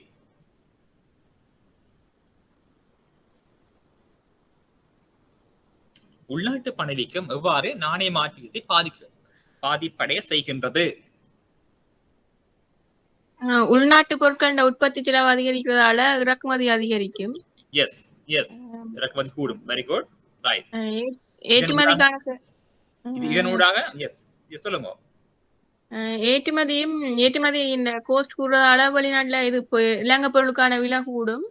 அதனால அதுகளோட கேள்வியும் குறையும். இந்த வெளிநாட்டு நாணயத்தின் இருப்புகள் குறைகிறதால, இதுகளால வெளிநாட்டு நாணயத்தின் இருப்பு குறைகிறதால இந்த நாணயத்தை கேள்வி கூடும்.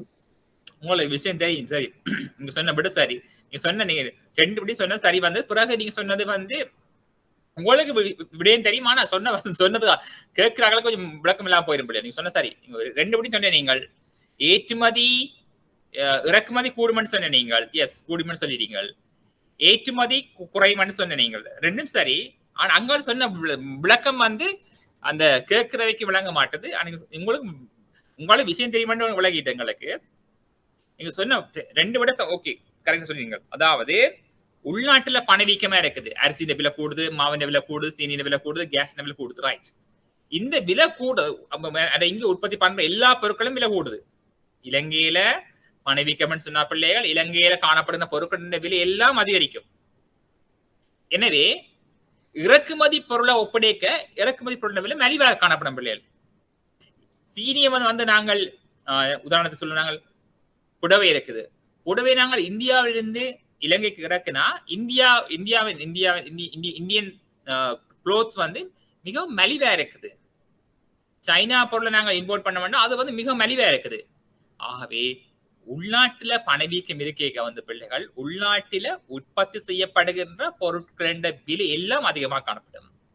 இதனால் இறக்குமதி பொருளின் விலை ஒப்பீட்டு ரீதியில் மிகவும் மலிவாக காணப்படும். நீங்க சொன்ன மாதிரி. ஆகவே இறக்குமதி பொருளுக்கான கேள்வி கூடும், நீங்க சொன்ன சரி. ஆனால் இது எப்படி நாணய மாற்று பாதிப்பு ஏற்படுத்த போகுதுன்னு நீங்க சொல்ல வேணும். இறக்குமதி பொருளினுடைய விலை மலிவாக காணப்படுகின்ற பொழுது இறக்குமதி பொருளுக்கான கேள்வி அதிகரிக்கும், கேள்வி கூடும். எனவே இறக்குமதி செலவு அதிகரிக்கும் பிள்ளைகள். எப்படி? நாங்கள் சைனாலிருந்து பொருட்களை கொண்டு வர போறோம், இந்தியாவிலிருந்து பொருட்களை கொண்டு வர போறோம், யூகேல இருந்து பொருட்களை கொண்டு வர போறோம் என்று சொல்லிக்க எங்கட அந்த அந்நிய செலாவணி இருக்குதானே, ஃபாரின் கரன்சி, அது எங்க நாட்டை விட்டு வெளியே போகும். ஆக சொன்ன மாதிரி எங்கட அந்த அந்நிய செலாவணியினுடைய செலவு அதிகரிக்கும். எனவே அந்நிய செலாவணியின் இருப்பு சொன்ன மாதிரி குறையும். எங்களோட ஃபாரின் கரன்சி வந்து எங்களோட கையில இருக்காது. ஃபாரின் கரன்சி எங்க நாட்டை விட்டு வெளியே போகுது, வெளியே போகும். அதே போல இலங்கையில் உற்பத்தி செய்யப்படுகின்ற உள்நாட்டு பணவீக்கம் என்று சொன்ன பிள்ளைகள் உள்நாட்டுல சம்பளம் அதிகமாக கொடுக்க வேணும். அந்த காஸ்ட் ஆஃப் ப்ரொடக்ஷன் கூடும். இலங்கையில தேயிலை உற்பத்தியில் ஈடுபடுறதுக்கு அதனுடைய காஸ்ட் கூடுவா இருக்கு. இலங்கையில புடவை ஆலய உற்பத்தின்னு சொன்னா அங்க வந்து சம்பளம் கூடும், வாடகை அதிகமாக காணப்படும், எலக்ட்ரிசிட்டி பில் கூடும், தண்ணி பில் கூடும், எல்லாம் அதிகமாக சொன்னா காஸ்ட் ஆஃப் ப்ரொடக்ஷன் வந்து கூடும். இலங்கையிலிருந்து உற்பத்தி பண்ணப்படுகிற பொருட்களின் விலை காஸ்ட் வந்து கூடும், உற்பத்தி செலவு கூடும். இந்த பொருள் வந்து வெளிநாட்டுக்கு அனுப்புகின்ற பொழுது உலக சந்தையில் பொருள் விலை கூடும். எனவே ஏற்றுமதி பொருளுக்கான கேள்வி குறையும். எனவே எங்களோட ரெமிட்டன்ஸோ அல்லது ஃபாரின் கரன்சி ரெவென்யூ என்ன செய்யணும்னு சொன்னா குறையும். ஆகவே எங்களுக்கு வெளிநாட்டு நாணயத்தினுடைய ஏற்றுமதி வருமானம் குறையும், இறக்குமதி செலவு கூடுது. ஏன்னா வெளிநாட்டு பொருட்கள் மலிவா காணப்படுது. எனவே எங்க இலங்கையில வந்து பாத்தீங்கன்னு சொன்னால் எங்களோட அந்நிய செலாவணி சம்பாத்தியம் குறையும் இலங்கையில. எனவே வெளிநாட்டு நாணயத்தினுடைய இருப்புகள் குறைகின்ற பொழுது ரூபாயுடைய பெறுமதி வீழ்ச்சி அடையும், டாலரின் விலை கூடும். அதை பாத்தீங்களா? இந்த பணவீக்கம் வந்து எப்படி பாதிக்குது? நாணயத்தின் உட்பெறுமதியும் பாதிப்படை செய்யுது, ரூபாயின் உட்பெறுமதி இன்டர்னல் வேல்யூவும் குறைக்குது. அதே போல அந்த எக்ஸ்டர்னல் வேல்யூன்னு சொல்லி அழைக்கப்படுகின்ற இந்த நாணய மாற்றி விதம் வீழ்ச்சி அடையுது. பணவீக்கத்தை பாருங்க, பணவீக்கம் மிக மோசமானதாக பாதிக்க செய்யும். ஒன்று ரூபாயின் பெறுமதியும் குறைவடை செய்யும், மற்றது நாணய மாற்றி பிரச்சனையும் ஏற்படுத்தும் பிள்ளைகள். ஆகவே பணவீக்கம் வந்து மிகவும் கட்டுப்பாடா இருக்க வேண்டும். இப்படி உயர்வான பணவீக்கம் இருந்தா பிள்ளைகள் வெளிநாட்டு முதலீட்டாக இலங்கை வரவே மாட்டணும். என்னன்னு சொன்னா பிள்ளைகள், நாங்கள் இந்த எங்கள்ட வர்த்தகம் செய்யற அப்படி இருப்பேன்னு சொன்னா பிள்ளைகள் முதலே ஒரு கோட்டேஷன் கொடுப்போம். சரி, நாங்கள் உற்பத்தி பண்ணி இந்த விலைக்கு உங்களுக்கு பொருளை தருவோம்னு சொல்லுவோம் பிள்ளைகள். உதாரணத்துக்கு எக்ஸாம்பிள் சொல்லுவோமே, உதாரணத்துக்கு நாங்கள் ஒரு தைக்கப்பட்ட ஆடையோட ஒரு ஆர்டர் கொடுக்க, தீபாவளி வருது, தீபாவளிக்கு நாங்கள் ஒரு 50,000 ஷர்ட்ஸ் கால் பண்ணி எங்கள்கிட்ட 50,000 ஷர்ட்ஸ் நாங்கள் தைச்சு கொடுக்கணும்னு சொன்னா பிள்ளைகள் அது உடனே கொடுக்க முடியாதுல்ல. ஒரு மாசத்துக்கு முதல் நாங்கள் பிளான் பண்ணிட்டோம், உங்களுக்கு 1000 ரூபாய்க்கு இந்த ஷர்ட் தருவோம்னு பிளான் பண்ணிட்டோம். அப்போ உள்நாட்டுல பணவீக்கம் ஏற்பட்டு போச்சு திடீரென்று. எல்லா அந்த பொருட்கள் விலை கூடிட்டுது, சம்பளத்துக்கு வர லேபர்ஸ் சம்பளத்தை கூட்டி கேட்கிறேன், வாடகை கூட்டி கேட்கிறார், மின்சார செலவு கூடுது, எரிபொருள் விலை கூடுது, டிரான்ஸ்போர்ட் காஸ்ட் எல்லாமே கூடுது. அப்படி கூடுது பிள்ளைகள். எங்களோட ஷர்ட்டை வந்து உற்பத்தி பண்றது எங்களுக்கு ஏற்பட்ட செலவு வந்து நாங்கள் 1000 ரூபாய்க்கு நாங்கள் விலை எடுத்துனாங்க, எங்களுக்கு செலவு வந்து 1300 ரூபாய் ஏற்படுது பிள்ளைகள். அப்ப 1300க்கு எங்களுக்கு காஸ்ட் ஏற்படுது. அப்ப அந்த வாடிக்கையாளருக்கு நாங்கள் சொன்ன வாடிக்கை எவ்வளவு கட்டினாங்க, பிரைஸ் கட்டினாங்க 1000 ரூபாய்க்கு. இன்றைக்கு நான் பெட்டா போன பிள்ளைகள் தீபாவளிக்கு வேட்டி வாங்கணும்னு போனா சொல்றாங்க, நீங்க போன கிழமை வந்தீங்க, போன கிழமை எங்களோட எக்ஸ்சேஞ்ச் ரேட் வேறையா இருக்குதான், வேறையா போச்சு. எஸ் சரி, இப்ப எக்ஸ்சேஞ்ச் ரேட் வந்து மாறிட்டுது. அப்ப அவரே நல்ல விளக்கம் கொடுக்குறாரு. சொன்னாங்க நாணய மாற்றி விதம் மாறி இந்தியாவில இருந்து நாங்கள் பொருட்கள் இறக்குமதி செய்யறோம், எங்களோட எக்ஸ்சேஞ்ச் ரேட் வந்து நாணய மாற்றி விதம் இந்தியாவோட ஒப்படைக்க வந்து எங்களோட எங்க ரூபாய் பெறுமதி தேய்வடைஞ்சு போகுது. முதல் ₹2.50 போனது இப்ப ₹2.70 போகுது. அப்படி போனா எங்கட உள்நாட்டுல வந்து பொருட்கள விலை கூடுது. ஆகவே இந்த நாணய மாற்று வீதம் என்ன செய்யுதுன்னு சொன்னா பிள்ளைகள் உள்நாட்டுல வந்து பணவீக்கத்தை ஏற்படுத்துது. உள்நாட்டு பணவீக்கம் என்ன செய்யும் சொன்னா நாணய மாற்று வீதத்தை பாதிக்கும். நாணய மாற்று வீதம் என்ன செய்யும் சொன்னா இந்த உள்நாட்டுல பணவீக்கத்தை ஏற்படுத்தும். அப்ப நீங்க சொன்னீங்க பணவீக்கமானது நாணய மாற்று வீதத்தை பாதிப்படைய செய்கின்றது. இப்ப சொல்லுங்க, நாணய மாற்று வீதத்தில் ஏற்படுகிற வீழ்ச்சி எவ்வாறு பணவீக்கத்தை ஏற்படுத்துகின்றது சொல்லுங்க பாப்போம் பிள்ளைகள். நான் முதல் கேட்டேன் பணவீக்கம் எவ்வாறு வெளிப்பெறுமதியை அல்லது நாணய மாற்று வீதத்தை பாதிக்க செய்கின்றது. இப்ப கேட்கிறேன் நாணய மாற்று வீதத்தில் ஏற்படுகின்ற வீழ்ச்சி எவ்வாறு பணவீக்கத்தை ஏற்படுத்துகின்றது விளங்கப்படுத்துங்க.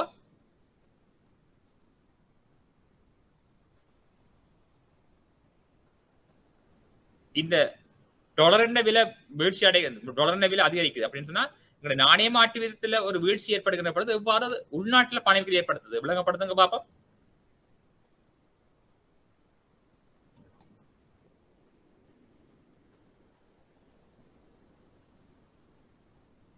சொல்லுங்க. அதாவது நாணய மாற்று வீழ்ச்சி அடைகின்ற பொழுது எவ்வாறு உள்நாட்டுல பணவீக்கம் ஏற்படுது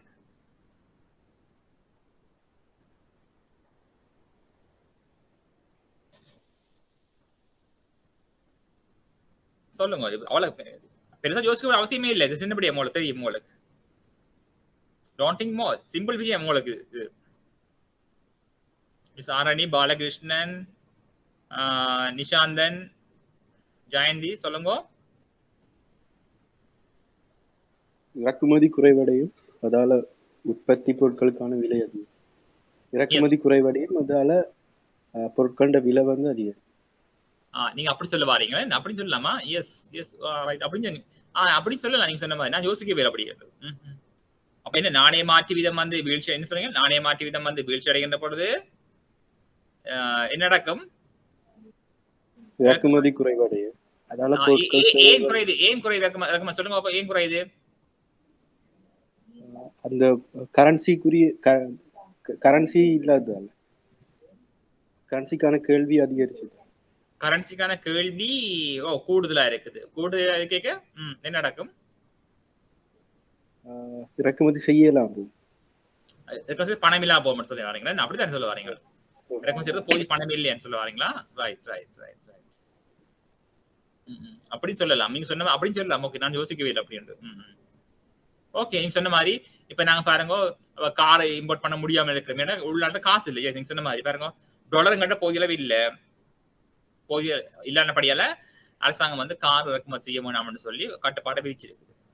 அப்படின்னு சொல்லலாம். வேற என்ன சொல்லலாம்? வேற எப்படி சொல்லலாம்? எஸ் அப்படின்னு திங்க் பண்ணலாம். Right, good good. வேற சொல்லுங்க சார். இறக்குமதிக்கான செலவு அதிகரிக்கிறப்ப பொருட்கள் இறக்குமதி செய்யப்பட்ட பொருட்களுக்கான விலை அதிகரிக்கும். அந்த விலை தொடர்ச்சி அதிகரிக்கிறதுனால அது பரவாயில்லை. இறக்குமதி பொருள் விலை உலக சந்தையில கூடுதா இல்லையே? உலக சந்தையில இறக்குமதி பொருள் விலை கூடுதா? இறக்குமதி பொருளின் விலை உதாரணத்துக்கு பாருங்க, என்னது எடுத்துக்கொள்வோம் நாங்கள், சீனி என்று சொல்லுவோம் நாங்கள், அல்லது என்ன வெளிநாட்டு சொல்லுங்க. எஸ், என்ன சொல்லுவோம் நாங்கள்?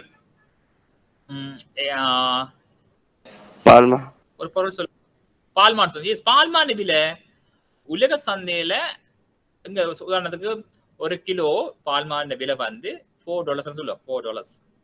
அது அப்படியே இதுக்கான கருதுங்க நீங்கள். அப்படியே அதே அங்க மாற இல்லை. வேர்ல்ட் மார்க்கெட்ல பிரைஸ் மாறன்னு கருதுவோம். கேஸ் பிரைஸ் அங்க மாற இல்லை, வேர்ல்ட் மார்க்கெட்ல மாற இல்லை. ஏன் உள்நாட்டை விலை கூடி இருக்குது? இங்க நாணய மாற்று வீதத்தின் எஸ், $4 என்ன சொன்னா அது $4 தான். அங்க லாஸ்ட் இயரும் $4, இப்போ $4 தான் இருந்துச்சு. ஆனா அந்த $4 நாங்க 1 கிலோ இம்போர்ட் பண்ணேக்க போன வருடம் எக்ஸ்சேஞ்ச் ரேட் எவ்வளவு இருந்தது? எங்களுக்கு 150 இருந்துச்சு. 150 into 450 எவ்வளவு? சாரி, 150 into 4 எவ்வளவு? $600. அப்படித்தானே வரும். 150 போனது எங்களுக்கு எக்ஸ்சேஞ்ச் ரேட் வந்து கடந்த காலத்துல 150 போனது. அப்ப அந்த பால்மாண்டி விலை எவ்வளவு? $4 இல்லைங்க வெளிநாட்டு வேர்ல்ட் மார்க்கெட்ல. அப்ப 150 அப்படி 4 பெருக்குங்க 600 ரூபாய் தான் ஒரு கிலோ 1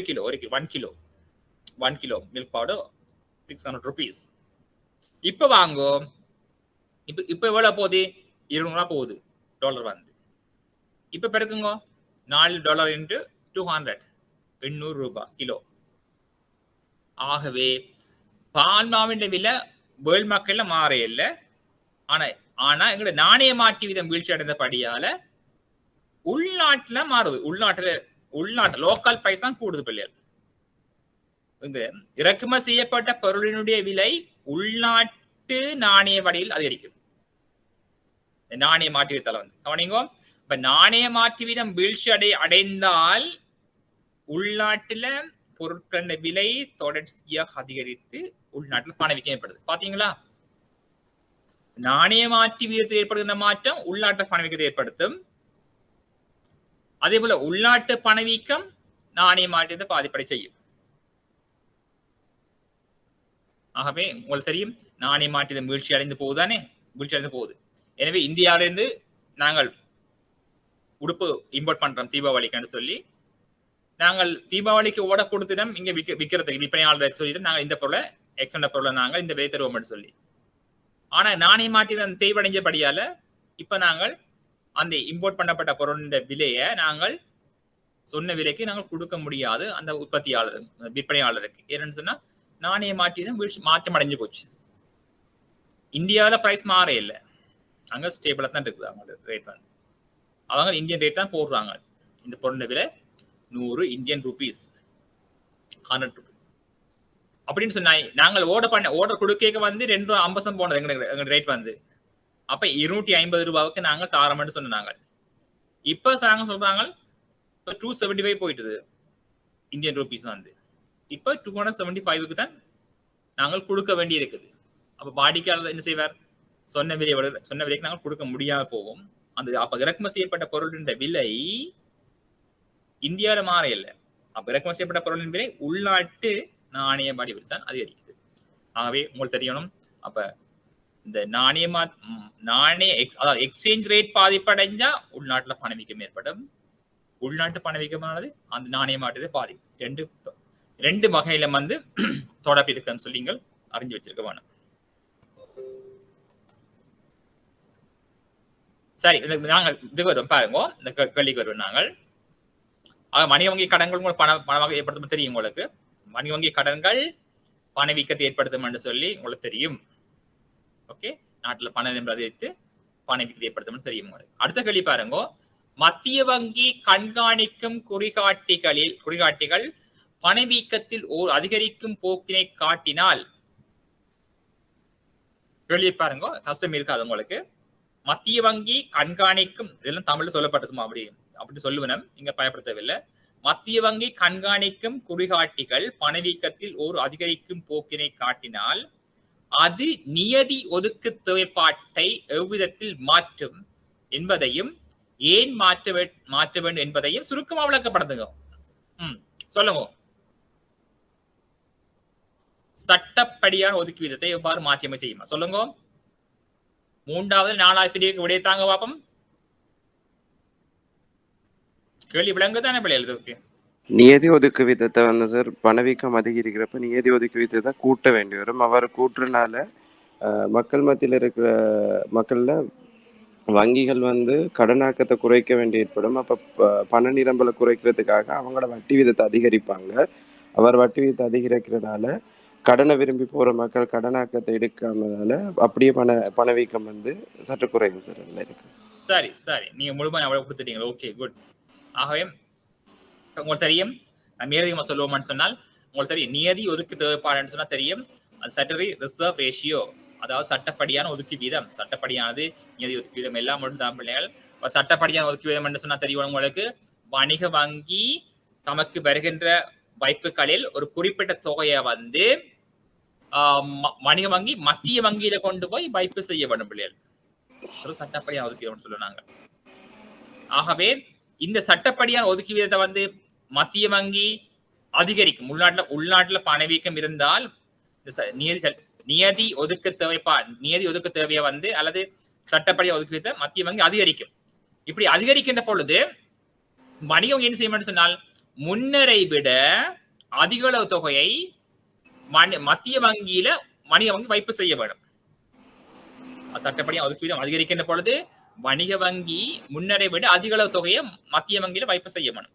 இவ்வாறு அதிக அளவு தொகையை வந்து வணிக வங்கி மத்திய வங்கியில வைப்பு செய்கின்ற பொழுது வணிக வங்கியின் கடன் வழங்குகின்ற ஆற்றல் குறையும்.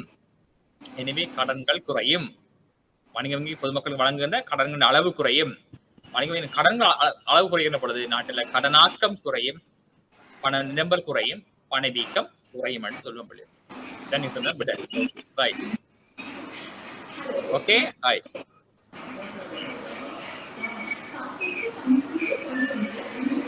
நாலாங்கழி போங்க. நாலாங்கழி பாருங்க, விரிவா பாருங்க. நாணய கொள்கையினை மேற்கொள்வது மத்திய வங்கி கருத்தில் கொள்ளும் ஒரு முக்கியமான காரணி பணத்திற்கான கேள்வியாகும். பணத்தின் கேள்வியின் தன்மை நிலையானதா அல்லது தளம்பலுடையதா என்பதுடன் சந்தை வட்டி வீதங்கள் பற்றிய பொருளாதார முகவர்களின் எதிர்பார்ப்புகள் என்பன சந்தை வட்டி வீதங்களை ஆதிக்கம் செலுத்துவதற்கான நாணய நிரம்பலில் மாற்றத்தின் செயற்திறனை பாதிக்கின்றது. இது ஒரு ஸ்டேட்மெண்ட். இதை பற்றி கவலைப்படுத்தவே இல்லை நீங்கள். சரியோ? கொள்ளுங்கம்மா. இயலுமான பொழுது பொருத்தமான உதாரணங்கள் மற்றும் சுருக்கமான விளக்கங்களுடன் பின்வரும் கேள்விகளுக்கு விடையளிக்கவும். ஒவ்வொரு உபகேள்விக்குமான முழு புள்ளிகளையும் பெறுவதற்கு ஒரு சுருக்கமான விளக்கம் அவசியமானதாகும் என்பதை கருத்தில் கொள்ளவும். நல்லது. சரி, முதலாங்கடி பாப்போம். கவனிங்கோ.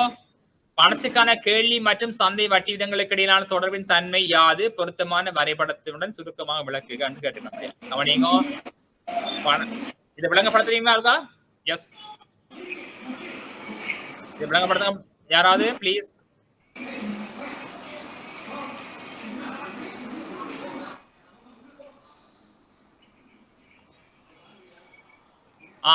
இதுக்கு விடைய கொடுங்கப்பம். இந்த முதலாம் கேள்விக்கு விட கொடுப்பீங்களா? எஸ், விட சொல்லுங்க பாப்போம் பிள்ளைகள்.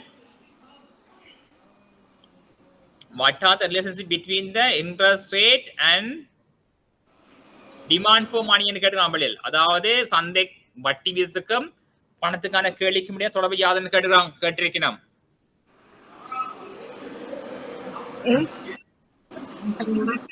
பணத்துக்கான கேள்வி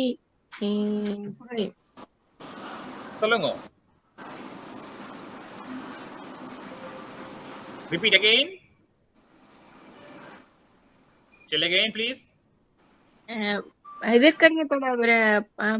எதிர்க்கடிய தொடர்பு வட்டி கூடைகள பணத்துக்கான கேள்வி குறையும். Yes.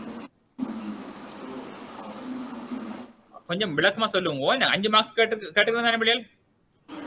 சொன்ன விட சரி. முழுமையா சொல்லுவோம்மா, முழுமையா சொல்லுங்க.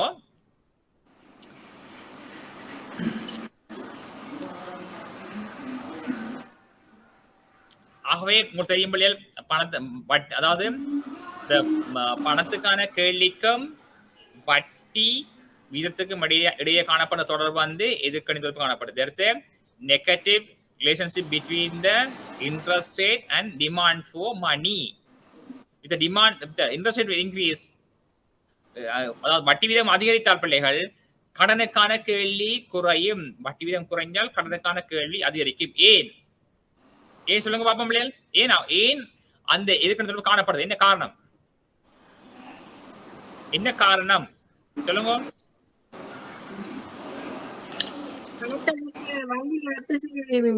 மற்றது கேள்வி லோனுக்கான கேள்வி குறையும், கடனுக்கான கேள்வி குறையும்.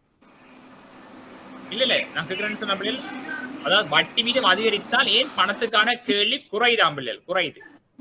வட்டி வீதம் கூட ஏன் பணத்துக்கான கேள்வி குறையுதாம்? டிமாண்ட் ஃபார் மணி சார், வட்டி வீதங்கள் சொல்லுங்க.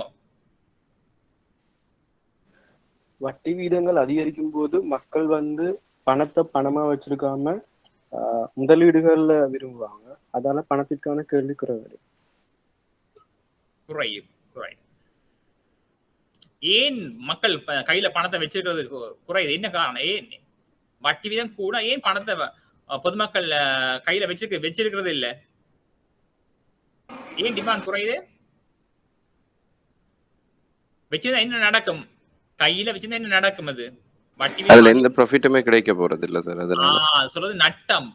அதாவது பணத்தினை வட்டி வீதம் அதிகரிக்கின்ற பொழுது நாங்கள் பணத்தினை பணமாக வைத்திருந்தால் அது வந்து எங்களுக்கு நட்டம், செலவாக காணப்படுது. பணத்தினை பணமாக வைத்திருந்தால் அது எந்தவித வருமானத்தை முளைத்து தர மாட்டாது. எனவே எங்களுக்கு நட்டம். அது பணத்தை நாங்கள் கையில வச்சிருக்கிறது எங்களுக்கு நட்டமா இருக்கு. ஏன்னு சொன்னா வட்டி உயர்வாக காணப்படுது. இந்த நேரத்தில் நாங்கள் பணத்தை பணமாக வச்சிருந்தோம்னு சொன்னால், கையில் வச்சிருந்தால் எங்களுக்கு அது நட்ட மாதிரி காணப்படும். எனவே நாங்கள் உயர்வாக வட்டி வீதம் காணப்படுது. எனவே நாங்கள் கொண்டு போய் வங்கியில் வைப்பு செய்து நாங்கள் வட்டி வீதம் வந்து உழைப்போம். வட்டியே குறைவடைஞ்சு பெறுகிற பொழுது நாங்கள் என்ன செய்வோம்? அந்த பணத்தை நாங்கள் கையில் எடுத்துடுவோம். நாங்கள் பேங்க்ல வட்டியே இல்லையே, வட்டி குறைவா இருக்கு அப்படி. ஓகே, உங்களுக்கு தெரியும் தானே பிள்ளைகள், there's a negative relationship between the interest rate and the money demand for money. வட்டி அதிகரிக்கின்ற பொழுது பணத்துக்கான கேள்வி குறையும், வட்டி தான் குறைகின்ற பொழுது பணத்துக்கான கேள்வி அதிகரிக்கும் சொல்லி நீங்க விளங்கப்படுத்துவீங்க தானே? இது கஷ்டம் இருக்காது. ஓகே, அடுத்த கேள்வி பார்ப்போம். இதை பாருங்க. ஆகவே இதான் படம் கொடுக்கணும் கட்டாயம். நீங்கள் படம் கொடுக்க வேண்டும். கவனிங்கோ, இந்த படம் கட்டாயம் கொடுக்கணும். இது வந்து பணத்துக்கான கேள்வி கோடு. பணத்துக்கான கேள்வி கோடு வந்து மேலிருந்து கீழ் நோக்கி வருமானு சொல்லணும். இந்த கேள்வி கோடு இங்க முட்டக்கூடாது. கடைசி வரை இதுல முட்டக்கூடாது. ஏன்னு சொன்னாப்படி இங்க பாத்தீங்கன்னு சொன்னா இதுல பாருங்க, இது வந்து வட்டி. இது வந்து வட்டி. இதுக்கும் வட்டி பிள்ளைகள், வட்டி. இது வந்து இன்ட்ரெஸ்ட் ரேட். இங்க வந்த வட்டி 0 பிள்ளைகள். இங்க வந்தீங்கன்னு சொன்னா இன்ட்ரெஸ்ட் 0 இருக்கு. நீங்க எப்பயாவது இன்ட்ரெஸ்ட் 0 இருக்குமா பிள்ளைகள்? கடனுக்கு வட்டி இல்லாம கொடுப்பீங்களா நீங்க? இல்லையே. நீங்கள் பணத்தை நீங்கள் வட்டி இல்லாம கொடுப்பீங்களா? அந்த வங்கி தரும் உங்களுக்கு பூச்சிய வட்டியில எங்களுக்கு கடன் தருவணுமா? அப்படி நாங்கள் கடனை வாங்கியலாம், செய்யலாம். எப்படி வாகனங்கள் வாங்கலாம், வீடு வாங்கலாம், எல்லாம் செய்யலாமே. அப்படி தர மாட்டுது வங்கி. ஏன்னா வங்கி வந்து என்னது, அது வந்து லாபம் தான் நோக்கும். ஆகவே இதுதான் பிள்ளைகள் ஆக குறைந்த வட்டியா காணப்படும் பிள்ளைகள். உண்மையா இந்த பூச்சிக்கு வர மாட்டுது வட்டி. ஆகவே இதுக்கு பிறகு என்ன செய்யணும்னு சொன்னா, இந்த கோடு இப்படித்தான் போகும் பிள்ளைகள். டிமாண்ட்க்கு இப்படித்தான் போகும், பேரலலா போகும். இதுதான் மினிமம் இன்ட்ரெஸ்ட் ரேட். மினிமம், அதாவது ஆக குறைந்த வட்டி வீதம். ஆக குறைந்த வட்டி வீதம் இப்படித்தான் இருக்கும் பிள்ளைகள். இதன் உதாரணம் சொல்லு, நாங்கள் ஒரு 4 வீதம் இது 4 வீதமா இருக்கும். அப்ப இதன் ஆகவே கேள்வி கூட எப்படி போகும்னு சொன்னா இப்படியே வந்து இப்படி போகும். இப்படிதான் பெறும் கேள்வி கூட இப்படி போகுமா? இது வந்து மினிமம் இன்ட்ரெஸ்ட் ரேட்.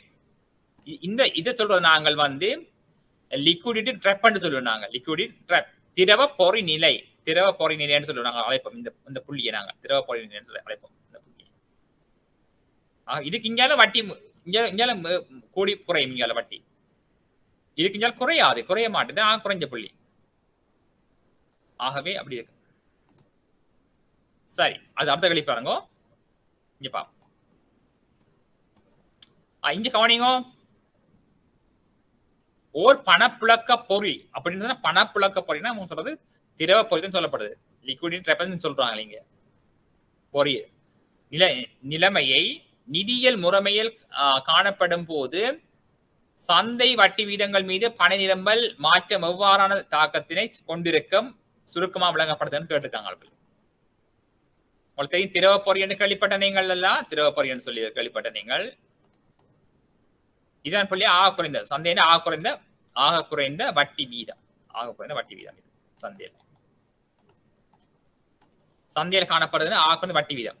இதுக்கு இங்கால பாருங்க, இதுக்கு இங்கால வந்து சமாந்தரமா போகுது கோடு. அப்ப இங்க வந்து வட்டி வீதம் மாறாது. ஆனா கேள்வி கோடு கேள்வி மாறுது. இங்க கேள்வி போகுது, இங்க போகுது, சம்பந்தம் இல்லா போகுது. இது வந்து பணத்துக்கான கேள்வி, டிமாண்ட் ஃபார் மணின்னு சொல்லுங்க. டிமாண்ட் ஃபார் மணி,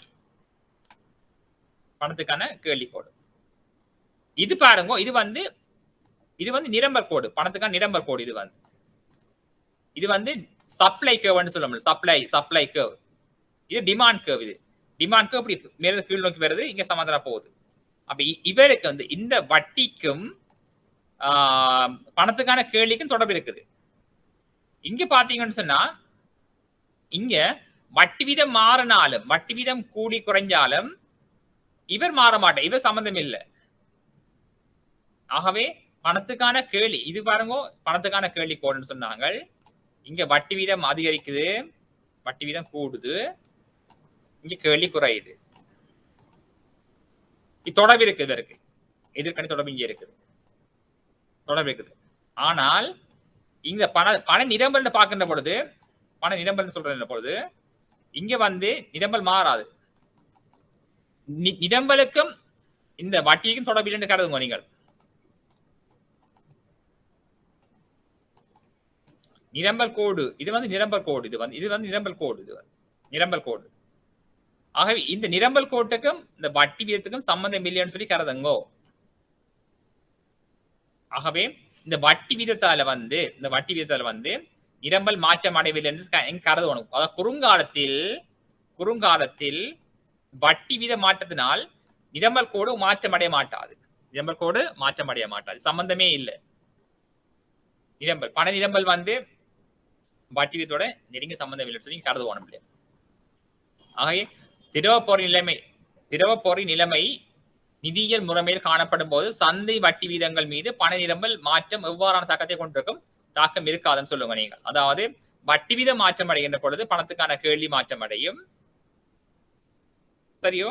அதிலும் வந்து இந்த குறிப்பிட்ட வட்டி வீதத்துக்கு குறைவாக இதன் திரவ பொறி நிலை, இந்த அதாவது வட்டி வீதத்தின் ஆக குறைந்த புள்ளியினை நாங்கள் அழைப்போம் திரவ பொறி நிலை என்று அழைப்போம். இதற்கு கீழே வட்டி வீதமானது குறைவடைய மாட்டாது. எனவே பண நிரம்பலானது வட்டி வீதத்தில் ஏற்படும் மாற்றத்துக்கு ஏற்ப மாற்றமடைய மாட்டாது. பண நிரம்பலானது வட்டி வீதத்துக்கு ஏற்ப மாற்றமடைவதில்லை. பண நிரம்பலுக்கும் வட்டி வீதத்துக்கும் நெருங்கி தொடர்பில்லைன்னு சொல்லி கருதுங்க குறுங்காலத்தில். ஓகே, சரி. அடுத்த கேள்வி பாருங்க. மொத்த வருமானம் சொல்றது அக்ரிகேட் டிமாண்ட் சொல்றாங்க. மொத்த வருமானம் உங்களுக்கு தெரியும். மொத்த வருமானம் சொல்றது வந்து சி பிளஸ், அதாவது சி என்பது வந்து பிள்ளைகள், சி என்பது வந்து நுகர்வு, C plus I plus G plus X minus M கேள்விப்பட்டிருக்கீங்களா?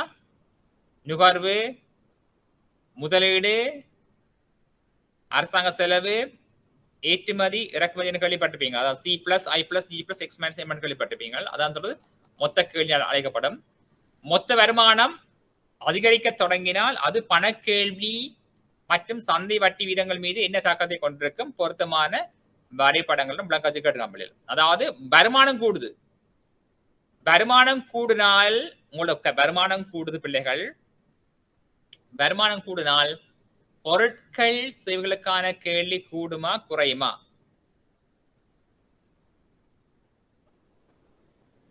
என்ன செய்யும் பிள்ளைகள் உங்களுக்கு தெரியும் தானே?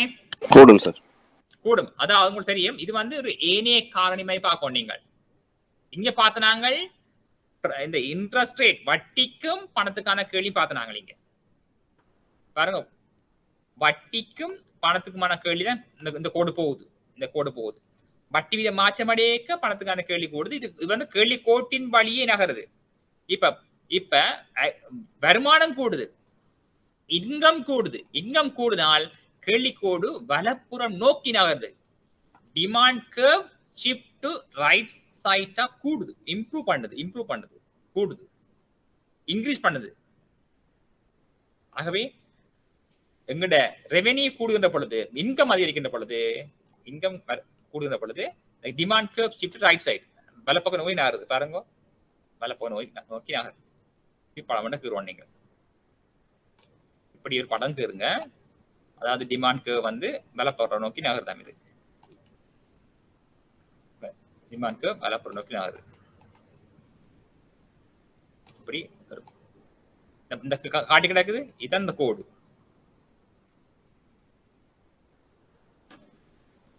உங்களுக்கு தெரியும், வருமானம் அதிகரிக்கின்ற பொழுது,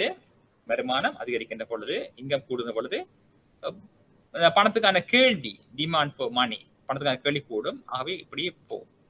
இன்னும் கூட வலப்பக்கம் நோக்கி நகரும், அப்படி வலப்புறம் நோக்கி நகரும்னு சொல்லுவாங்க. இது வந்து மணி சப்ளைக்கு அது மாறாது.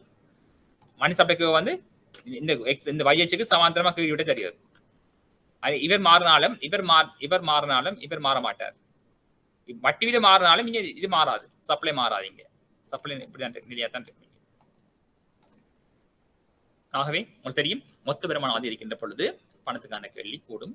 எனவே கேள்விக்கோடு வலப்புற நோக்கி நகரும் சொல்லி சொல்லணும்.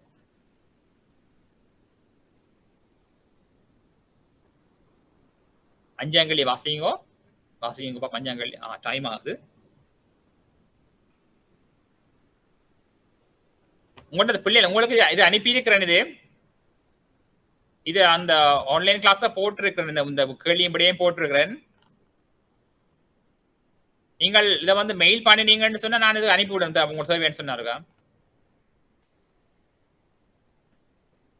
இன்னும் 3 ஓகே பிள்ளை, நீங்கள் மெயில் பண்றீங்களா, எனக்கு டெக்ஸ்ட் பண்றீங்களா?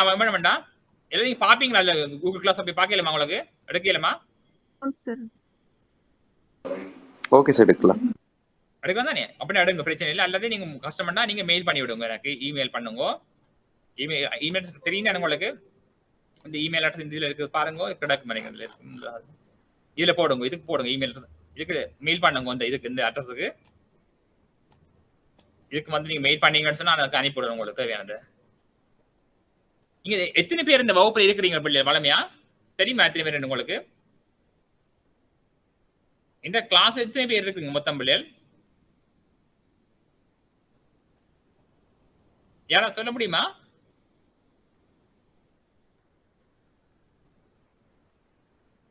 இந்த கிளாஸ் எத்தனை பேர் இருக்கிறீங்க வளமையா இருப்பீங்க இந்த பேட்ச்ல? தெரியல சார். என்ன சொல்லுங்க? எங்களுக்கு வர அந்த கவர்னர் கிளாஸ்னு சொல்லி இன்விடேஷன் வராது, கனவேருக்கு போறது, கனவேட்ட மெயில் அட்ரஸ்க்கு போறது. அப்படி எத்தனை பேர் இருப்பீங்க? கிட்டத்தட்ட 20 பேர் 30 பேர் இருப்பீங்க. அது கூட வரும். சரி சரி சரி சரி, ஓகே ஓகே, நல்லது பிள்ளைகள். நீங்கள் இந்த நான் உங்களுக்கு தேவையான மெயில் பண்ணுங்க, நான் போர்ட் பண்ணி விடுறேன். அடுத்து நீங்கள் இந்த பேப்பர் செய்து பாருங்க பிள்ளைகள், எல்லா பேப்பரும் போட்டு இருக்கணும் பிள்ளைகள். ப்ராக்டிஸ் பண்ணி பாருங்க. கஸ்டமர் சொன்னா ஏதாவது டவுட்னு சொன்னால் நீங்க நோட் பண்ணி போட்டு அடுத்த கிளாஸ் கேளுங்க. சரியா பிள்ளைகள்? ஓகே பிள்ளைகள், தேங்க்யூ ஸோ மச் பிள்ளைகள். Take care, god bless you all. Thank you.